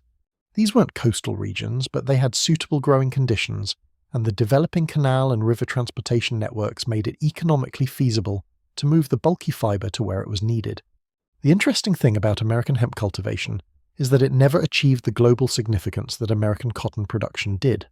Cotton became the dominant American agricultural export, shaping the economy and politics of the entire South, eventually contributing to the tensions that produced the Civil War. Hemp remained a secondary crop, important regionally and for specific applications, but never reaching the economic or political importance of cotton. Part was geography. The Deep South's climate was perfect for cotton, but less ideal for hemp. and part was the simple reality that hemp faced more competition from alternative fibers and materials as technology advanced. By the mid-19th century, hemp's strategic importance was beginning to decline. The transition from sail to steam power reduced demand for rigging and canvas. Steel cables replaced hemp rope for many applications, being stronger and more durable even if they were heavier and less flexible. New plant fibers were being introduced: manila hemp from the Philippines, sisal from Mexico, jute from India, offering different cost-performance trade-offs for various applications. And synthetic fibers were on the horizon, though they wouldn't fully arrive until the 20th century. The economic history of hemp in the Age of Sail represents one of those historical periods where a single commodity had outsized importance, where geopolitics and military strategy revolved partly around access to what was essentially really good rope. It's easy to overlook from a modern perspective when we have synthetic materials with superior performance characteristics, when naval power doesn't depend on wind and sails, when the global economy operates on completely different principles. But the hemp economy also demonstrates how industrial-scale agriculture and manufacturing functioned before mechanization. Every step of hemp production, from planting through harvesting, through processing, through rope making, was done by human hands with simple tools. The scale achieved, thousands of tons of processed fiber moving through international trade networks, supplying hundreds of ships, employing thousands of workers, was accomplished through organization and labor rather than technology. It was impressive in its way, a demonstration of what pre-industrial economies could achieve when properly motivated and organized. But it's impossible to tell this story honestly without acknowledging the human cost, particularly the role of slavery and coerced labor. The hemp economy, like much of the early modern global economy, was built partly on stolen labor and stolen lives. The strategic materials that powered navies, protected trade, and enabled empire were produced by people who had no freedom, no fair compensation, and no choice. The ships that carried enslaved Africans across the Atlantic used rigging made from hemp grown by enslaved people. The irony is cruel, and it's important not to sanitize this history by focusing only on the technical and economic aspects while ignoring the moral dimensions. When we talk about how cannabis became controversial and eventually prohibited in the 20th century, part of that story involves hemp's declining economic importance. Once hemp stopped being strategically critical, once it was just another fiber crop competing with superior alternatives, the institutional interest that might have defended it disappeared. The political economy had shifted, and hemp was on the wrong side of that shift. But in the 16th, 17th, and 18th centuries, hemp was genuinely important in ways that shaped history. The British Navy's dominance, which enabled British global empire, depended on Baltic hemp. American colonial development was influenced by British demand for hemp and other naval stores. Economic relationships between European powers and their colonies were structured partly around strategic material supplies. The Age of Sail, which connected the world in ways that would eventually produce our modern globalized economy, sailed on hemp rigging and canvas. That's not romantic or mystical. It's not about enlightenment or healing. It's about the pragmatic industrial economic uses of a plant that happened to have excellent fiber. But it's a crucial part of cannabis history because it shows that this plant has always been multifaceted. The same species that was sacred to Hindu mystics and medicinal in Chinese tradition was also the most important source of rope fiber for European navies. Cannabis was simultaneously spiritual and industrial, medical and economic, sacred and thoroughly mundane. The hemp economy of empires represents the plant at its most practical and historically consequential, stripped of any mystique, judged purely on material properties and economic value. And on those terms, for several centuries, it was absolutely essential. But in the Age of Sail, on those hemp-rigged ships crossing oceans, connecting continents, fighting battles and building empires, nobody would have predicted that future. Hemp was just rope, just canvas, just material infrastructure. It was as controversial as lumber or iron, which is to say, not at all. It was needed, it was produced, it was traded, and the world's business continued, all of it literally tied together by millions of miles of hemp fiber, twisted into rope and woven into canvas. The people processing that fiber, enslaved on plantations, poorly paid in Baltic fields, working in dusty rope walks, had little reason to think about the larger historical significance of what they were doing. They were surviving, enduring, doing what they had to do given their circumstances. But their labor, accumulated over generations, created the material infrastructure of an era. Every journey, every battle, every act of exploration or commerce or conquest in the Age of Sail depended on their work, even if their names don't appear in the historical record and their contributions get reduced to production statistics and trade volumes in dusty archives. That's one more complexity to add to cannabis history. This plant is entangled with some of the most important and most morally troubling aspects of early modern history. It enabled global exploration and global exploitation. It powered navies that both protected and predated. It was grown by enslaved people to supply the ships that carried more enslaved people.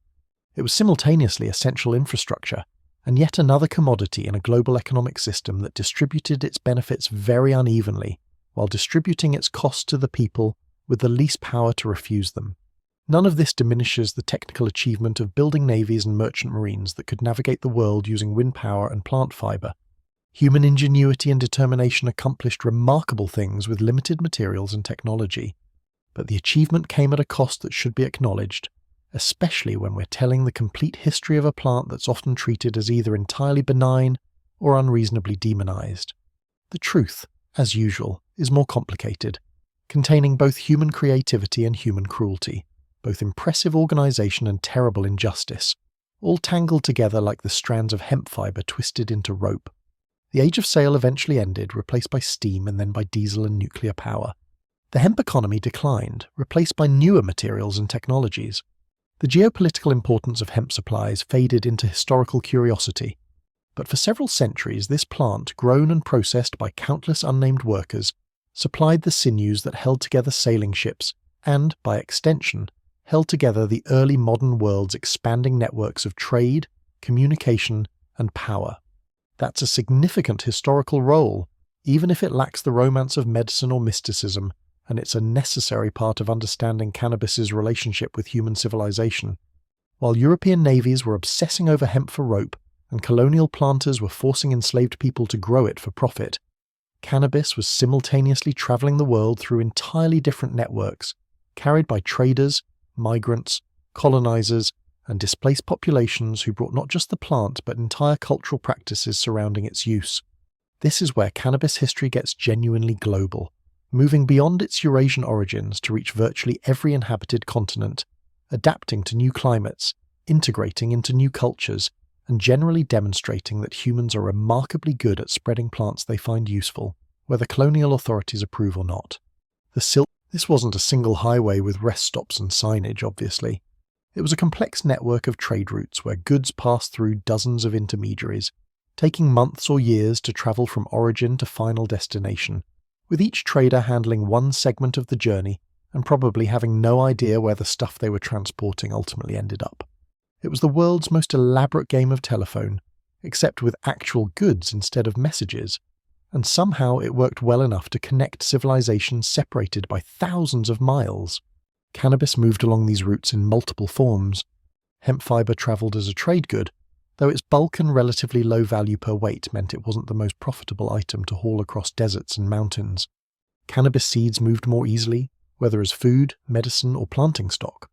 And cannabis resin, hashish, became one of the Silk Road's valuable commodities, compact enough to transport efficiently, valuable enough to justify the effort, and desired enough across multiple cultures to find ready markets. The remarkable thing about the Silk Road cannabis trade is how it facilitated both botanical and cultural exchange. When that merchant settled in a distant city, whether temporarily or permanently, he'd bring those practices with them. Other travellers would observe, local people would experiment, and gradually cannabis use patterns would spread, adapt, and merge with local traditions. By the medieval period, cannabis use for psychoactive purposes was established across a huge territory, stretching from North Africa through the Middle East, across Persia and Central Asia, and into India and parts of China. The specific forms varied: hashish in the Middle East, bhang in India, different preparations elsewhere. But the basic knowledge that cannabis could produce pleasurable or spiritually significant altered states had diffused across the Islamic world and beyond.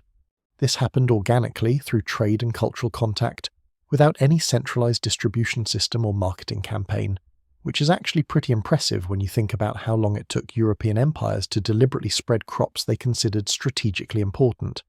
The Silk Road also facilitated the exchange of different cannabis varieties. A trader bringing seeds from India to Persia would be introducing genetics adapted to different growing conditions, which local cultivators might then crossbreed with their existing varieties, potentially producing new strains with different characteristics. This was pre-modern plant breeding happening through accident and informal experimentation rather than systematic selection, but it meant that cannabis populations across Eurasia were constantly being shuffled genetically, maintaining diversity and allowing the plant to adapt to varied environments. When European colonial expansion kicked into high gear in the 16th and 17th centuries, cannabis was already a well-travelled plant with established uses across multiple continents. But colonialism would spread it even further, introducing it to regions where it had never grown before and creating new contexts for its use that would have lasting consequences. The colonial cannabis story is complicated, involving strategic resource cultivation, which we've covered, but also the movement of colonized peoples who brought their cultural practices with them, often against their will. Let's talk about the Caribbean, because this is where some of the most significant diaspora practices developed. The Caribbean islands, after European colonization, became a brutal laboratory for plantation agriculture. The indigenous populations were largely destroyed through disease, violence, and exploitation. European colonizers imported enslaved Africans by the millions to work sugar plantations, creating societies where a tiny white minority ruled over a massive enslaved population. This system generated enormous wealth for European merchants and planters, while inflicting incalculable suffering on the people actually doing the work. Cannabis came to the Caribbean through multiple routes. Some arrived with enslaved Africans, who brought seeds and knowledge of the plant from West and Central African regions, where cannabis had been introduced centuries earlier through trans-Saharan trade networks. The specific term ganja, which would become the dominant Caribbean word for cannabis, doesn't come from Africa though. It comes from Sanskrit via Hindi, reflecting Indian rather than African origins. This is our clue that Indian influence was significant in shaping Caribbean cannabis culture. After Britain abolished slavery in its colonies in the 1830s, not from sudden moral enlightenment but after decades of abolitionist activism and resistance by enslaved people themselves, Caribbean planters faced a labour problem. The formerly enslaved, unsurprisingly, had no interest in continuing to work on plantations under conditions that barely differed from slavery except in name.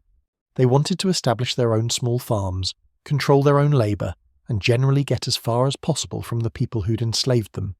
The planters needed a new source of cheap, controllable labour, and they found it in indentured servitude, specifically by importing workers from India.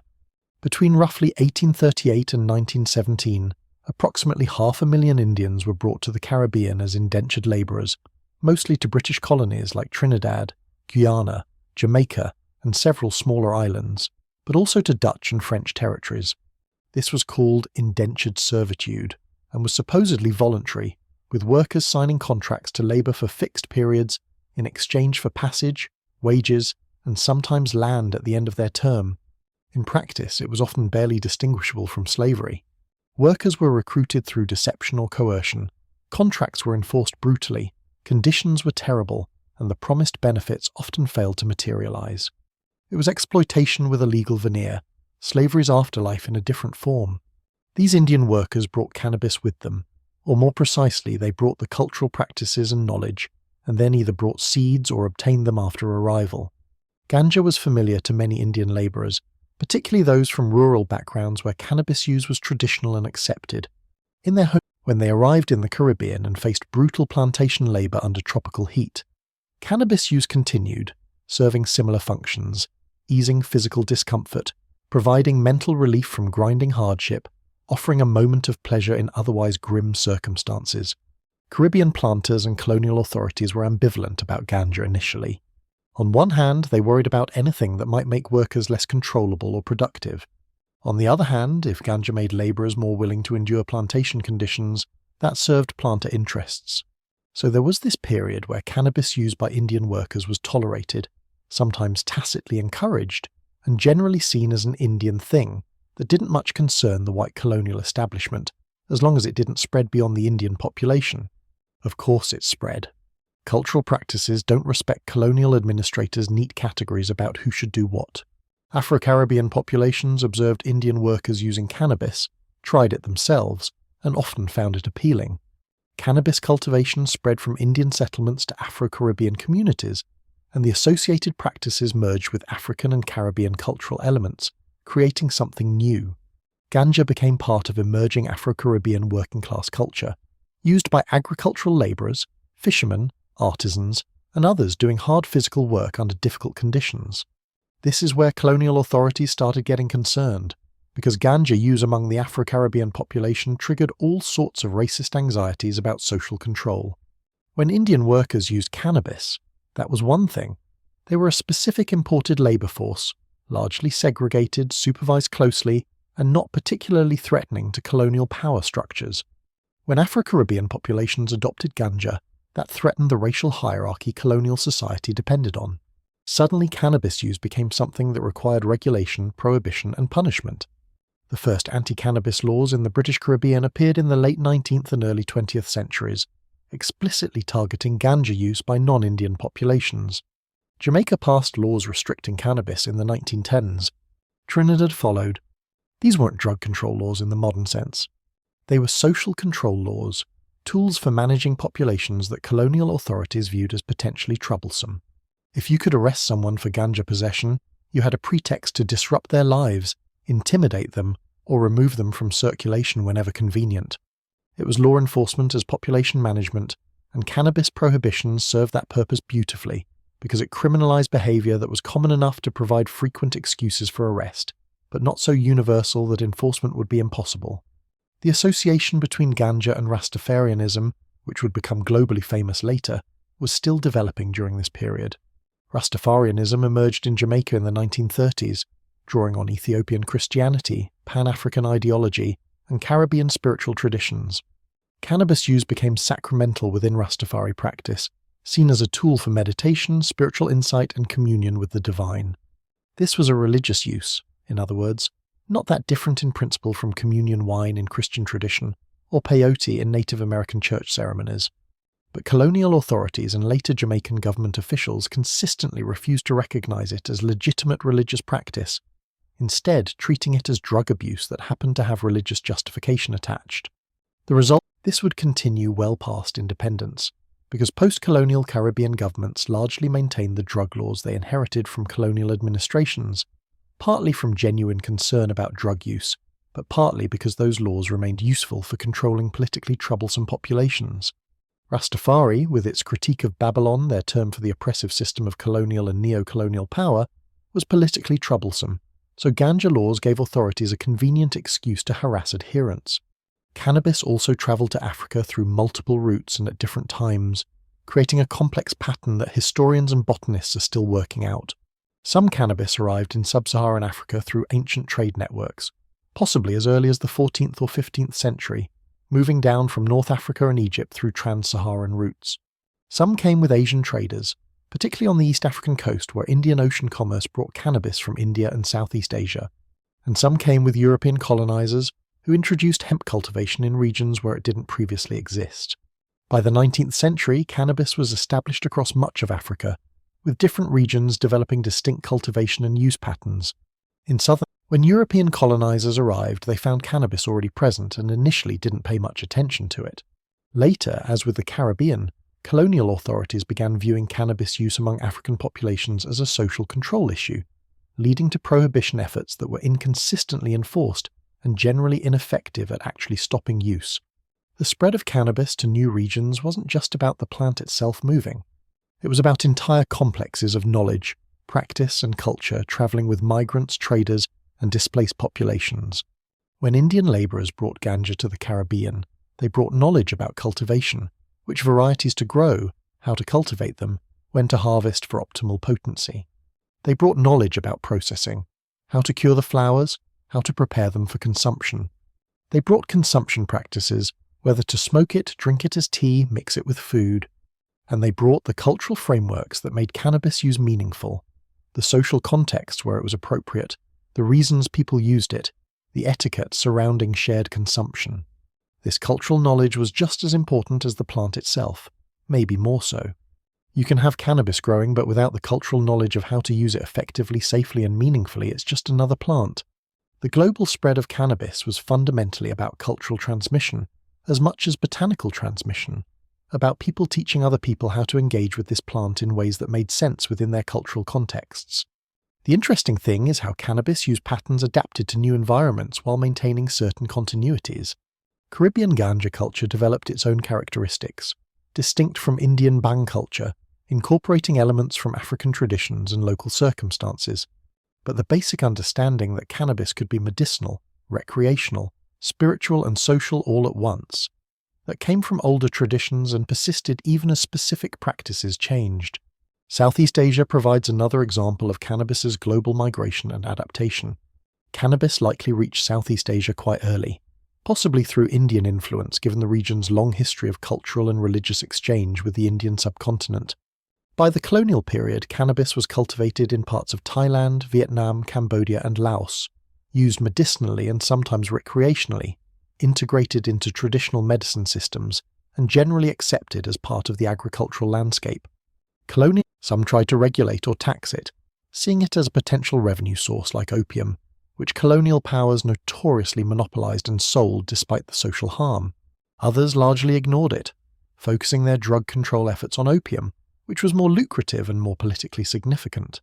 Cannabis was small-scale, mostly used by rural and working-class populations, not generating enough profit to interest colonial monopolies or causing enough visible social disruption to warrant major prohibition efforts. This pattern, colonial authorities paying attention to drugs that either generated revenue or caused problems for social control while ignoring drugs that did neither, appears repeatedly across different colonial contexts. Cannabis often fell into that ignored category, significant enough in local communities but not significant enough to provoke colonial intervention until the 20th century, when international drug control treaties and changing attitudes would make cannabis prohibition a global norm. In Latin, Spanish colonizers brought hemp cultivation to their American colonies early in the colonial period, as we discussed regarding fiber production. But cannabis for psychoactive use arrived later and through different channels. Some came with African enslaved populations, particularly in Brazil where African cultural influence was strong, and where cannabis use became established in Afro-Brazilian communities. Some arrived through trade networks and migration from the Caribbean. Some came with indentured laborers from Asia and countries like Peru, where Asian migration was significant in the 19th century. Mexican cannabis culture developed its own distinctive character, with the term marijuana or marijuana entering common usage by the late 19th or early 20th century. The etymology of marijuana is actually debated. It might derive from Spanish names Maria and Juana, or it might have indigenous roots, or it might be a corruption of some other term. What's clear is that by the early 20th century, cannabis use was established among working-class and rural populations in Mexico, particularly in northern states, and that Mexican migrants would later bring cannabis culture across the border into the United States, where it would collide with American racial anxieties in ways that would shape global drug policy for the next century. But we're getting ahead of ourselves. The global migration of cannabis in the colonial period demonstrates several important historical patterns. First, colonialism created massive forced migrations, enslaved Africans, indentured Indians, displaced indigenous populations, and those migrants brought their cultural practices with them, including cannabis use when it was part of their home culture. Second, colonial economies created demands for specific crops, sometimes including hemp, which led to deliberate introduction of cannabis cultivation in regions where it didn't previously exist. Third, the trading networks that colonialism intensified facilitated movement of plants, seeds, and knowledge across unprecedented distances, accelerating the diffusion of cannabis to new regions. But fourth, and crucially, colonialism also created the ideological and institutional frameworks that would later criminalize cannabis use. Colonial authorities were obsessed with social control, maintaining order among colonized populations, and preventing anything that might threaten the racial hierarchies that colonial societies depended on.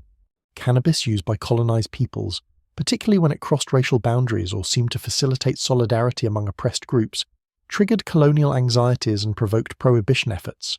These colonial-era cannabis prohibitions were racialized from the start, targeting specific populations while often ignoring use by Europeans. They were tools of social control at least as much as genuine drug regulation. And the movement of cannabis through diaspora communities, Indian workers in the Caribbean, African populations dispersed through slavery, Asian migrants to various regions, also created lasting cultural associations between cannabis and specific ethnic groups. In the Caribbean, ganja became strongly associated with Afro-Caribbean and Indo-Caribbean communities.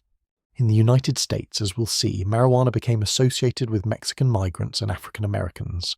In South Africa, cannabis use became associated with particular ethnic and racial groups. These associations weren't inherent to the plant, obviously. They were products of specific historical processes, but they became powerfully embedded in cultural perception and would shape how cannabis was regulated, who was punished for using it, and how prohibition was justified. The global spread of cannabis also meant that by the early 20th century, when international drug control efforts began in earnest, cannabis was already present on every inhabited continent except Antarctica, which honestly just reflects Antarctica's general hostility to agriculture rather than any moral position on drug policy. Cannabis had adapted to tropical, temperate, and even semi-arid climates. It was being cultivated from Jamaica to India to Morocco to Mexico to South Africa. Use patterns varied widely, but the basic knowledge of the plant's effects had diffused globally. This created an interesting dynamic when prohibition efforts ramped up in the 20th century. You were trying to prohibit a plant that was already cultivated by millions of people across dozens of countries, integrated into multiple cultural traditions, serving various purposes from medicine to recreation to spiritual practice, and easily grown in a huge range of environments. It was, to put it mildly, not the ideal target for effective prohibition. You might as well try to prohibit mint or tomatoes.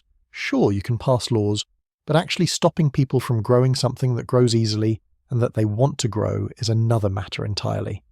The colonial period also saw the beginning of scientific and medical attention to cannabis from European and American researchers, though this wouldn't accelerate significantly until the late 19th century. Early colonial doctors in India observed cannabis use and began documenting its effects in Western medical terminology.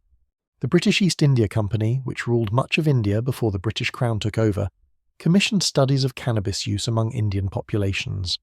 These studies had mixed motivations, partly genuine medical and scientific curiosity, partly concern about whether cannabis used by Indian workers and soldiers affected colonial interests. The most famous of these was the Indian Hemp Drugs Commission Report of 1894, a massive multi-year study involving testimony from hundreds of witnesses across India. The commission investigated cannabis use patterns, effects, medical applications, social consequences, and whether prohibition was justified or practical. Its conclusions were remarkably moderate by later standards. Cannabis use was widespread, generally moderate, not particularly harmful in the majority of cases, and prohibition would be ineffective and potentially counterproductive. The report essentially concluded that cannabis was less concerning than alcohol, and that existing regulations, which involved taxation and licensing but not prohibition, were adequate. This report is fascinating from a historical perspective because it represents one of the most thorough investigations of cannabis policy ever conducted, and it concluded that prohibition wasn't justified. This was 1894, before the global prohibition movement really got rolling. British India, with all its colonial attitudes and racial hierarchies, nonetheless concluded that banning cannabis would be a mistake. That conclusion would be ignored in the 20th century as international drug control movements gained momentum. But it's worth noting that one of the most comprehensive official investigations of cannabis in history recommended against prohibition. The movement of cannabis through colonial trade networks also meant that different varieties and preparations became available in places far from their origin. Moroccan hashish reached Europe through Mediterranean trade. Indian ganja travelled to the Caribbean and East Africa. Mexican varieties moved north into the United States. One underappreciated aspect of cannabis's global spread is how cultivation knowledge adapted to new environments. Cannabis is a relatively forgiving plant to grow, but optimizing cultivation for fiber versus psychoactive use, adapting to local climate and soil conditions, and dealing with local pests and diseases all required knowledge that had to be developed through experience. The Indian workers who brought ganja to the Caribbean had to figure out how it would grow in tropical conditions different from their home regions. This was practical botany being conducted by people who didn't think of themselves as botanists, just farmers and gardeners trying to successfully grow a plant they valued. The knowledge that accumulated through these centuries of global cultivation represents a sophisticated understanding of cannabis that was largely informal, transmitted orally or through demonstration, and developed through trial and error rather than systematic research. But it was genuine expertise. People learned which varieties produced the best fiber in which conditions. They learned when to harvest for maximum potency. They learned how to process and cure cannabis for different uses. They learned how to save seeds to maintain desired characteristics. This was applied agricultural science, even if it would never have been recognized as such by colonial authorities or later researchers. When cannabis eventually became subject to prohibition, much of this traditional knowledge was driven underground or lost entirely. People stopped openly discussing cultivation techniques. Written documentation disappeared or was destroyed to avoid legal consequences. The intergenerational transmission of knowledge was disrupted because teaching someone to grow cannabis became a criminal act. This represents a significant loss of cultural heritage and practical knowledge, one of the many harms that prohibition inflicted beyond its direct effects on people arrested and incarcerated for cannabis offences. The colonial and post-colonial spread of cannabis also created the conditions for later international drug control efforts. As cannabis use became more visible in Western countries, as migration brought cannabis-using populations into contact with populations that didn't have existing cultural frameworks for understanding the plant, moral panic and calls for prohibition increased. The same migrations that spread cannabis culture globally also created the cultural conflicts and anxieties that would eventually fuel prohibition movements. This is then its colonialism creating a problem and then punishing its victims for the consequences, which honestly describes a lot of colonial and post-colonial history beyond just cannabis policy. From origins in Central Asia, it had reached every corner of the world where humans lived in sufficient numbers to cultivate it. It had been integrated into dozens of cultures, serving countless purposes, adapted to innumerable local conditions. It was simultaneously industrial crop, traditional medicine, religious sacrament, recreational intoxicant, and social custom. Its very versatility and ubiquity would soon become a liability, because a plant used by so many different populations for so many different purposes would be difficult to fit into the simple narrative of dangerous drug that must be prohibited that 20th century drug warriors would try to impose. But that's the plant that had travelled the Silk Road peacefully for centuries, that had been carried across oceans by migrants and colonizers, that had adapted to tropical islands and African highlands and Mexican mountains, would soon find itself declared illegal nearly everywhere, cultivated in secret, used in hiding, and surrounded by more moral panic and criminal punishment than any plant reasonably deserves. The global migration of cannabis in the colonial period set the stage for the global prohibition of cannabis in the 20th century. You can't prohibit something that isn't widespread, there's no point. But once cannabis was everywhere, once it had become part of global culture in complex and varied ways, once it connected to colonial anxieties and racial tensions and cultural conflicts, then it became a target. The same trade routes and migration patterns that spread cannabis globally would also spread prohibition globally, turning a plant that had been humanity's companion for millennia into one of the most controversial substances on Earth. The people who carried cannabis around the world, the sailors and traders, the enslaved and indentured, the migrants and refugees, weren't thinking about future drug wars or policy debates. They were maintaining cultural traditions, seeking relief from suffering, pursuing pleasure where they could find it, practicing medicine in the ways their traditions taught them. They were just living their lives and using a plant that made sense within their cultural contexts. They couldn't have predicted that their practices would eventually become criminal, that their children would face arrest for doing what their ancestors had done openly, that a plant would become a battleground for moral crusades and political conflicts having little to do with the plant itself. But that's the global presence of cannabis made it globally significant. The association of cannabis with colonized, migrant, and marginalized populations made it an easy target for control efforts. And the cultural conflicts that colonialism generated created the conditions for the moral panics that would fuel prohibition movements worldwide. Cannabis's journey from the Eurasian steppes to global distribution took thousands of years, proceeding gradually through trade, migration, and cultural exchange. Its journey from accepted plant to prohibited drug would take mere decades, proceeding rapidly through moral panic, racialized legislation, and international coordination. The plant itself didn't change. The human societies surrounding it did, and they decided that a plant they'd been using for millennia was suddenly intolerable, which tells us much more about those societies and their anxieties than it does about cannabis.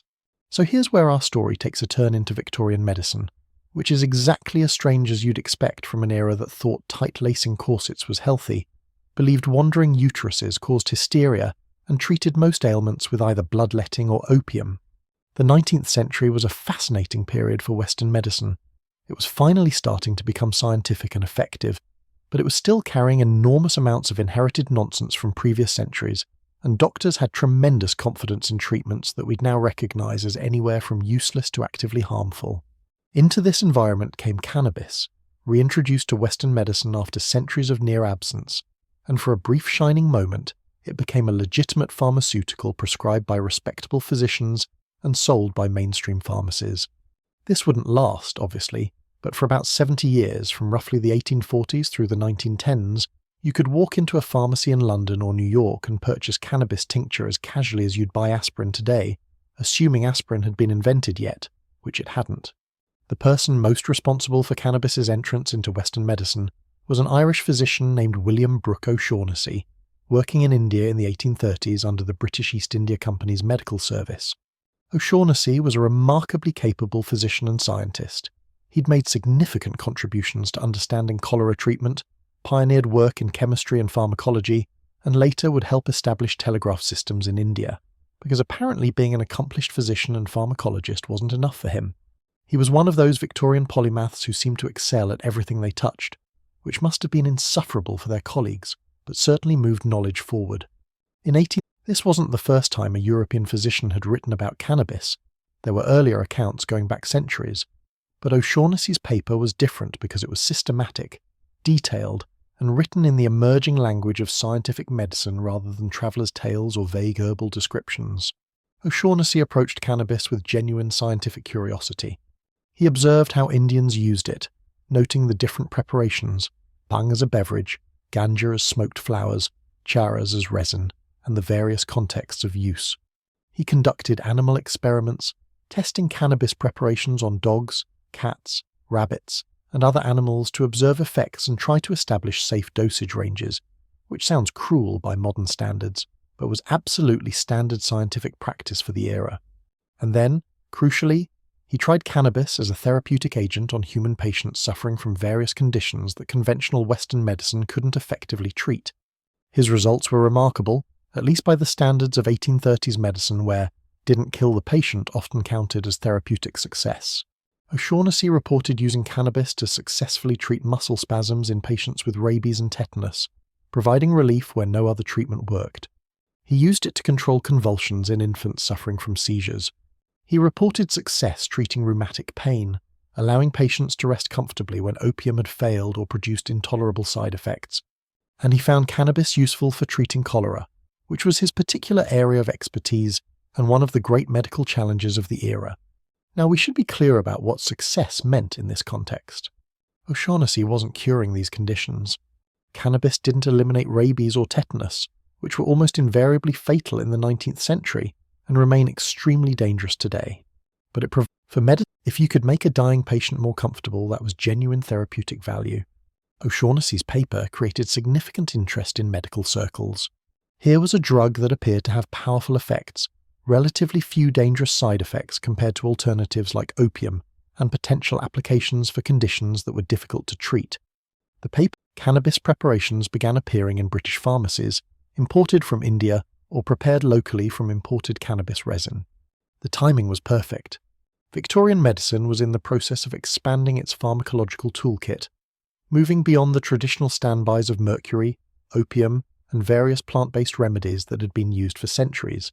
New drugs were being discovered or synthesized. Morphine had been isolated from opium in 1804, quinine from cinchona bark in 1820, and a wave of pharmaceutical innovation was beginning that would transform medicine over the next century. Cannabis arrived just as Western physicians were becoming open to incorporating new therapeutic agents, particularly if those agents came with some scientific validation rather than just traditional use. Cannabis's entry into Western pharmacology also benefited from colonial dynamics. O'Shaughnessy was working in India, documenting uses that were traditional in Indian medicine, essentially translating Indian knowledge into Western medical terminology and practice. This was a common pattern in colonial medicine. Western doctors would discover treatments that colonized peoples had been using for generations, reframe them in Western medical language, and then get credit for the innovation while the original practitioners remained anonymous. It's yet another way colonialism extracted value, in this case intellectual and medical knowledge, from colonized populations. But regardless of the problematic dynamics, cannabis did become established in Western medicine remarkably quickly. By the 1850s, cannabis preparations were available from most major pharmaceutical suppliers in Britain, and were making their way across the Atlantic to the United States. Physicians were prescribing cannabis tinctures, alcohol-based extracts, for various conditions. Medical journals published papers on therapeutic applications. Textbooks included cannabis in their discussions of analgesics and sedatives. For a brief period, cannabis was simply another medicine, not particularly remarkable or controversial, just one tool in the physician's bag. The pharmaceutical preparations deserve some discussion, because Victorian cannabis medicine was quite different from modern medical marijuana. Physicians prescribed cannabis as a tincture, meaning cannabis resin or flowers dissolved in alcohol, which patients would take orally, typically measuring doses by the drop. Dosage was imprecise. Different cannabis varieties had different potencies, extraction methods varied, and there was no standardized way to measure cannabinoid content. But physicians would start with small doses and increase gradually until they achieved therapeutic effects. The conditions for which physicians prescribed cannabis in the Victorian era ranged widely. Pain relief, particularly for chronic pain conditions like neuralgia and rheumatism, muscle spasm and convulsions, insomnia, various nervous disorders characterized by anxiety or agitation, menstrual cramps, often quite severe in an era before effective pain management, migraine headaches, and various gastrointestinal complaints. Cannabis was also used as an appetite stimulant, helpful for patients losing weight due to chronic illness, and occasionally for psychiatric conditions, though Victorian psychiatry was largely ineffective regardless of what drugs were used. What's striking about this list is how it anticipates modern medical marijuana applications. Contemporary research and clinical practice have found cannabis useful for many of the same conditions Victorian physicians treated: chronic pain, spasticity, nausea, appetite stimulation, sleep disorders. The Victorian doctors weren't wrong about cannabis's therapeutic potential. They were working without modern scientific understanding of how cannabis worked, without ability to isolate specific cannabinoids, without controlled clinical trials, but their empirical observations were often accurate. They noticed that cannabis helps certain conditions, and modern research has validated many of those observations. Of course, Victorian physicians also prescribed cannabis for things where it probably didn't help much, because Victorian medicine had a tendency to try everything on everything in hopes something would work, and they sometimes used inappropriate doses or missed side effects, because their ability to monitor patients and measure outcomes was limited. But the basic insight that cannabis has legitimate medical applications was sound, even if the theoretical understanding was wrong. Now let's talk about the Club des Hashichons, because no discussion of 19th century cannabis would be complete without mentioning French intellectuals getting elaborately stoned and writing about it at length. The Club des Hashichons, or Club of the Hash Eaters, was a sort of informal society of Parisian artists, writers, and intellectuals who met regularly in the 1840s to consume hashish and observe its effects on consciousness and creativity. This wasn't a medical endeavour. The club met at the Hôtel de Lauzun, a Baroque mansion on the Ile Saint-Louis in Paris, which is about as aesthetically perfect a location for drug experimentation as you could want. 17th century architecture, artistic historical pedigree, located on a picturesque island in the Seine. The gatherings were organised by members who were interested in exploring altered states of consciousness, partly from genuine curiosity about the mind and perception, partly because consuming exotic substances from the Orient was fashionable among certain Parisian circles, and partly, let's be honest, because getting high with your friends is enjoyable, regardless of how much philosophical justification you wrap around it. The membership list reads like a who's who of French Romantic literature: Théophile Gautier, Charles Baudelaire, Alexandre Dumas, Honoré de Balzac occasionally, and various other notable figures. The hashish was provided by a physician named Jacques-Joseph Moreau, who was legitimately interested in hashish's potential for treating mental illness, and who used the club partly as an informal experiment in observing drug effects on consciousness. Moreau was also apparently the one preparing the hashish in a particularly potent form, mixed into a paste with butter, honey, and various flavourings to mask the taste, which was called Dauermesk, and which was almost certainly considerably stronger than the doses most users would have found comfortable. The club sessions have been described extensively in memoirs and essays by participants, particularly Gautier and Baudelaire, who both wrote detailed accounts of their hashish experiences. These accounts are fascinating documents, literary descriptions of drug effects written by skilled writers trying to capture the subjective experience of intoxication. They describe visual and auditory distortions, time dilation, intense sensory experiences, synesthesia, dreamlike states, and various other effects that modern cannabis users would recognize, though likely amplified by the high doses Moreau was apparently administering. Gautier's account, published in 1846 as Le Club des Hashichans, describes his first hashish experience with the literary flourish you'd expect from a romantic writer. He talks about eating the dawamesk, waiting for effects, then experiencing a gradual transformation of consciousness, where ordinary objects became extraordinary, where sounds took on colours, where time became elastic, where his sense of self became fluid. He describes uncontrollable laughter, profound insights that seemed earth-shattering while intoxicated but mundane in retrospect, and eventually a return to normal consciousness accompanied by intense hunger.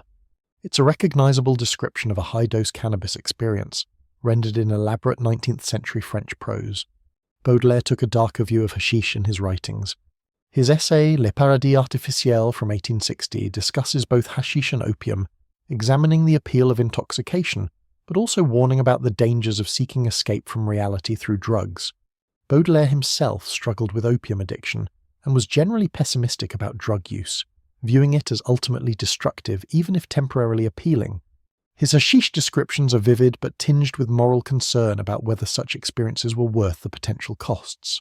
The Club des Hashichans is historically significant not because these writers discovered anything scientifically important about cannabis, they didn't, but because their writings shaped how educated Europeans thought about hashish.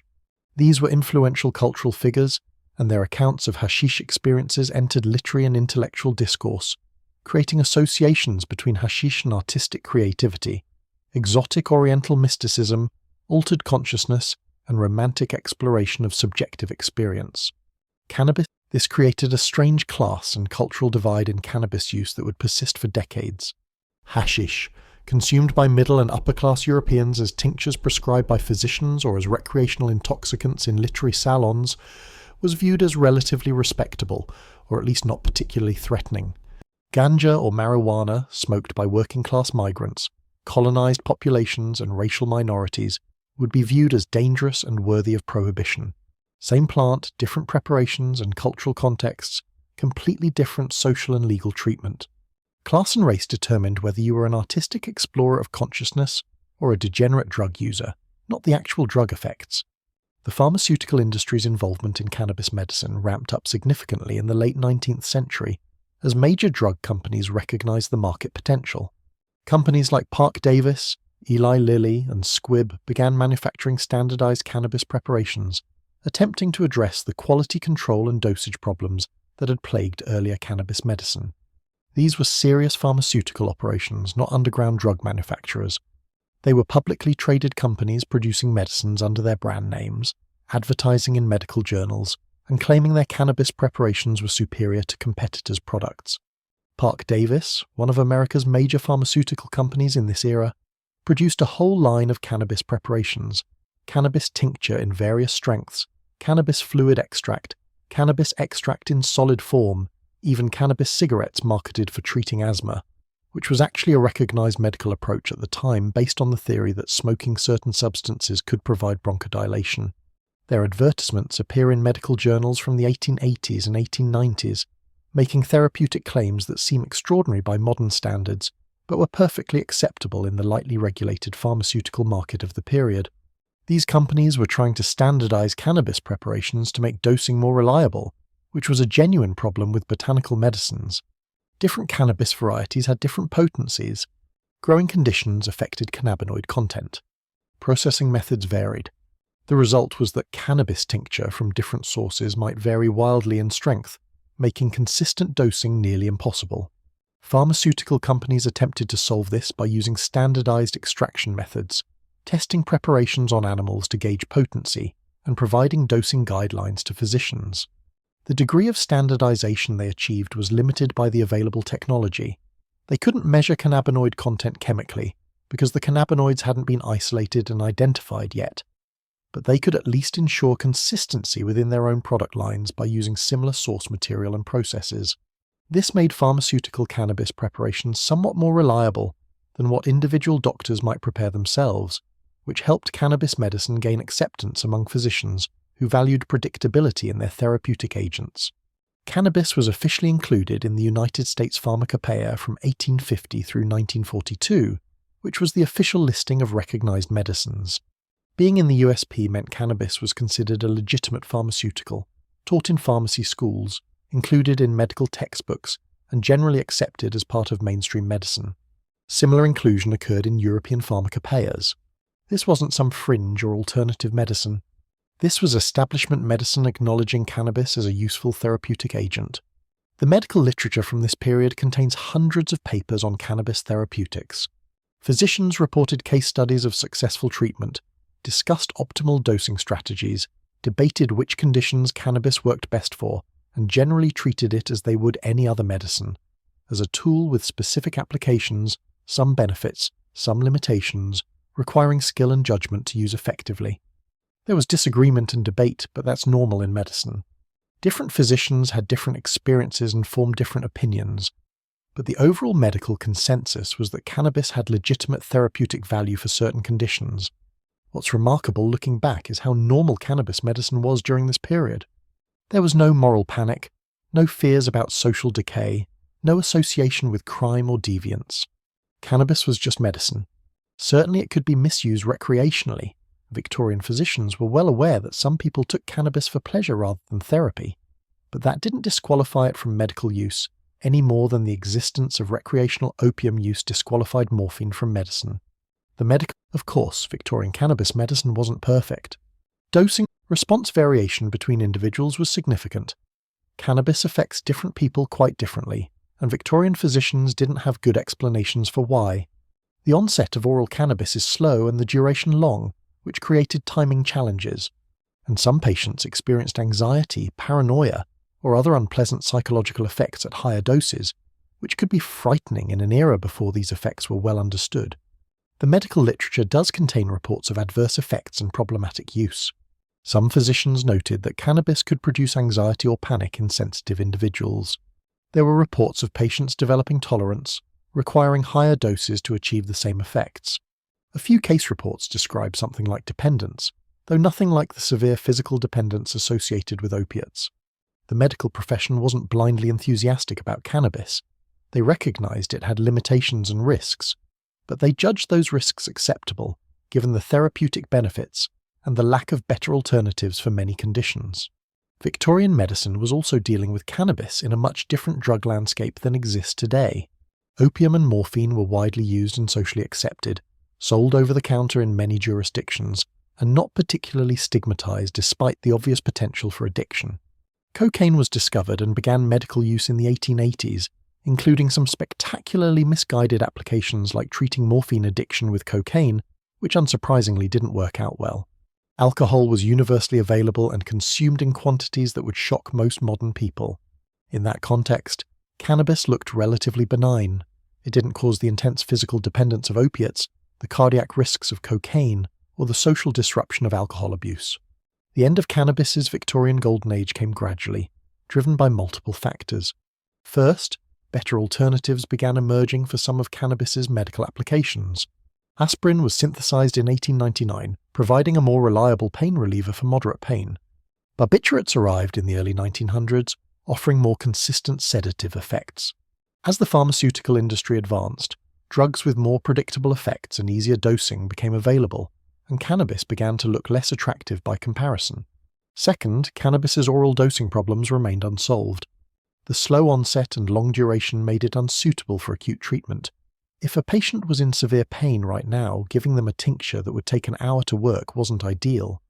The variability in potency continued to plague cannabis preparations despite standardization efforts, and the pharmaceutical industry was moving toward pure compounds rather than crude plant extracts, a trend that worked against cannabis, which contains hundreds of compounds with potentially interactive effects. Third, and perhaps most significantly, the social and political climate around drug use was changing. The early 20th century saw the beginning of drug prohibition movements, driven by a complex mix of genuine concern about addiction, moral crusading, racism, and political opportunism that we'll explore in the next chapter. Cannabis would be swept up in this prohibitionist tide, not because medical opinion turned against it suddenly, but because the broader political environment became hostile to drugs in general and cannabis in particular. But before prohibition arrived for about 70 years, cannabis was legitimate medicine in the Western world. This period demonstrates that cannabis prohibition wasn't inevitable, that cannabis can be integrated into medical practice successfully, and that the current legal situation is a historical anomaly rather than the natural order of things. The Victorian medicalisation of cannabis represents one of those might-have-been moments in history. If cannabis had remained in the pharmacopoeia, if research had continued, if prohibition hadn't intervened, Western medicine might have developed sophisticated understanding of cannabinoid pharmacology decades earlier than it actually did. The endocannabinoid system might have been discovered in the early 20th century rather than the 1990s. Medical applications might have been refined and expanded. Cannabis might have become as unremarkable medically as dozens of other plant-derived drugs that made the transition from traditional medicine to modern pharmacology. Instead, prohibition would cut short that development, removing cannabis from medical practice, ending research, and creating a gap of more than half a century where Western medicine essentially forgot that cannabis could be therapeutic. The knowledge painstakingly accumulated during the Victorian period, which conditions cannabis helped, how to dose it, what side effects to watch for, would be lost or ignored, forcing later researchers to essentially start over when medical marijuana research resumed in the late 20th century.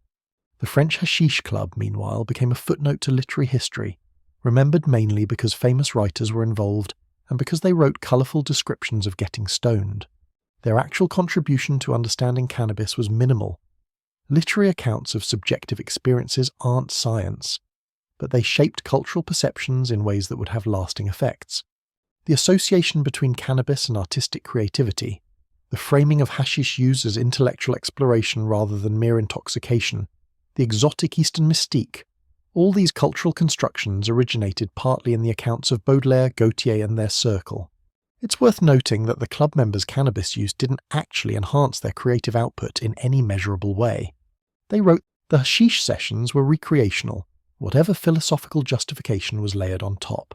Baudelaire himself was skeptical about claims that hashish enhanced creativity, arguing that it merely revealed what was already in the mind rather than adding anything genuinely new.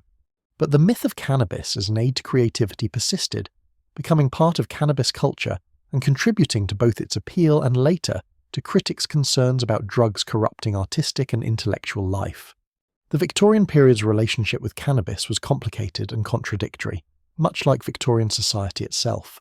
Cannabis was simultaneously exotic and medicinal, recreational and therapeutic, respectable when used by the right people in the right contexts and concerning when used by the wrong people.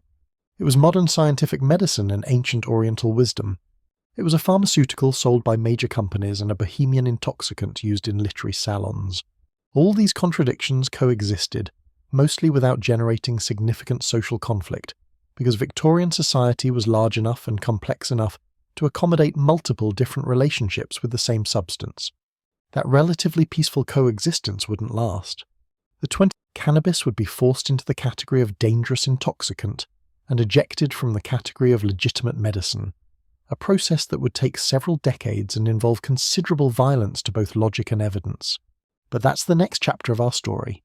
For now, in the Victorian era, cannabis occupied an interesting middle ground, neither completely normalised nor seriously stigmatised, medically legitimate but somewhat marginal, available but not ubiquitous, useful but imperfect. It was one drug among many in an age of pharmaceutical experimentation, before the drug categories and prohibitions of the 20th century hardened into place, when medicine was trying all sorts of substances to see what worked, and society hadn't yet decided that some drug use was absolutely beyond the pale, while other drug use was perfectly fine. The physicians prescribing cannabis tinctures, the pharmacists preparing extracts, the patients taking drops for their rheumatism or insomnia, the pharmaceutical companies manufacturing standardized preparations, they were all participating in a system that would soon become unthinkable under prohibition.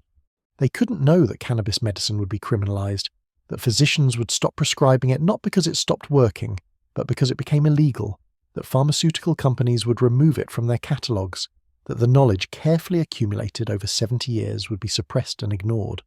From their perspective, they were simply doing medicine as best they could with available tools. Cannabis was one of those tools, imperfect but useful, and that was sufficient. The idea that governments would make plant-based medicine illegal, that patients could be arrested for using substances their physicians prescribed, that the entire Victorian structure of cannabis medicine would be dismantled and forbidden, that would have seemed absurd. But it happened anyway, driven by forces that had little to do with medical evidence and everything to do with politics, racism, and moral panic. The Victorian medicalisation of cannabis shows us what was possible before Prohibition, what was lost when Prohibition arrived, and what might be recovered if Prohibition ends. It's a historical reminder that cannabis's current legal status isn't based on medical or scientific judgment, but on political and social decisions that can be reversed. The physicians of the 1880s weren't wrong about cannabis's therapeutic potential. Modern research is confirming what they observed empirically. We're essentially recovering knowledge that was deliberately suppressed, rediscovering applications that were known a century ago, and acting like it's all new when it's actually quite old. History doesn't repeat, but it does rhyme, and the current revival of medical cannabis rhymes strongly with its Victorian heyday. We're seeing pharmaceutical companies developing cannabis-based medicines again, physicians prescribing cannabis again, patients reporting relief from conditions that Victorian doctors also treated with cannabis. The main difference is that we now understand the science better. We know about cannabinoids and receptors, about neurotransmitter systems and molecular mechanisms, but the basic empirical observations remain surprisingly consistent across a century and a half. The Victorian era's relationship with cannabis was brief, ultimately undermined by Prohibition, but it demonstrated that cannabis could be integrated into mainstream medicine successfully. Whatever problems existed, dosing variability, individual response differences, limited applications, were manageable within medical practice. Cannabis wasn't a perfect medicine, but then, no medicine is perfect. It was good. That's actually a pretty impressive track record, and it stands in stark contrast to the prohibitionist rhetoric that would soon dominate, claiming cannabis has no medical value and is too dangerous to allow any use whatsoever.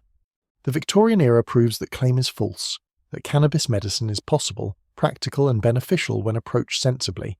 The fact that we forgot this for most of the 20th century, that we suppressed and criminalized medical knowledge, that we forced physicians to stop helping patients with a substance that worked, that's one of Prohibition's many crimes against both history and humanity.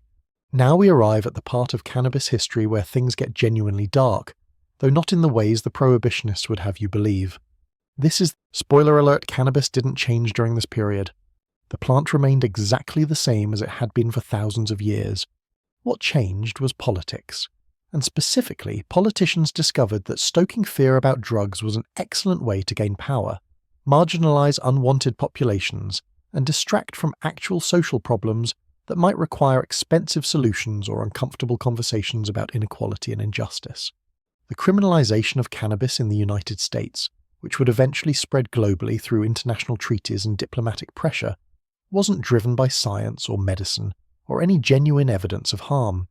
It was driven by racism, moral panic, bureaucratic empire building, and media sensationalism, with a generous helping of economic interests protecting themselves from potential competition. The story involves some truly reprehensible individuals using government power to destroy lives and communities, and it's worth telling in detail because understanding how Prohibition happened helps explain why it's been so difficult to undo and why its effects have been so devastating to marginalized communities. Let's start with the context.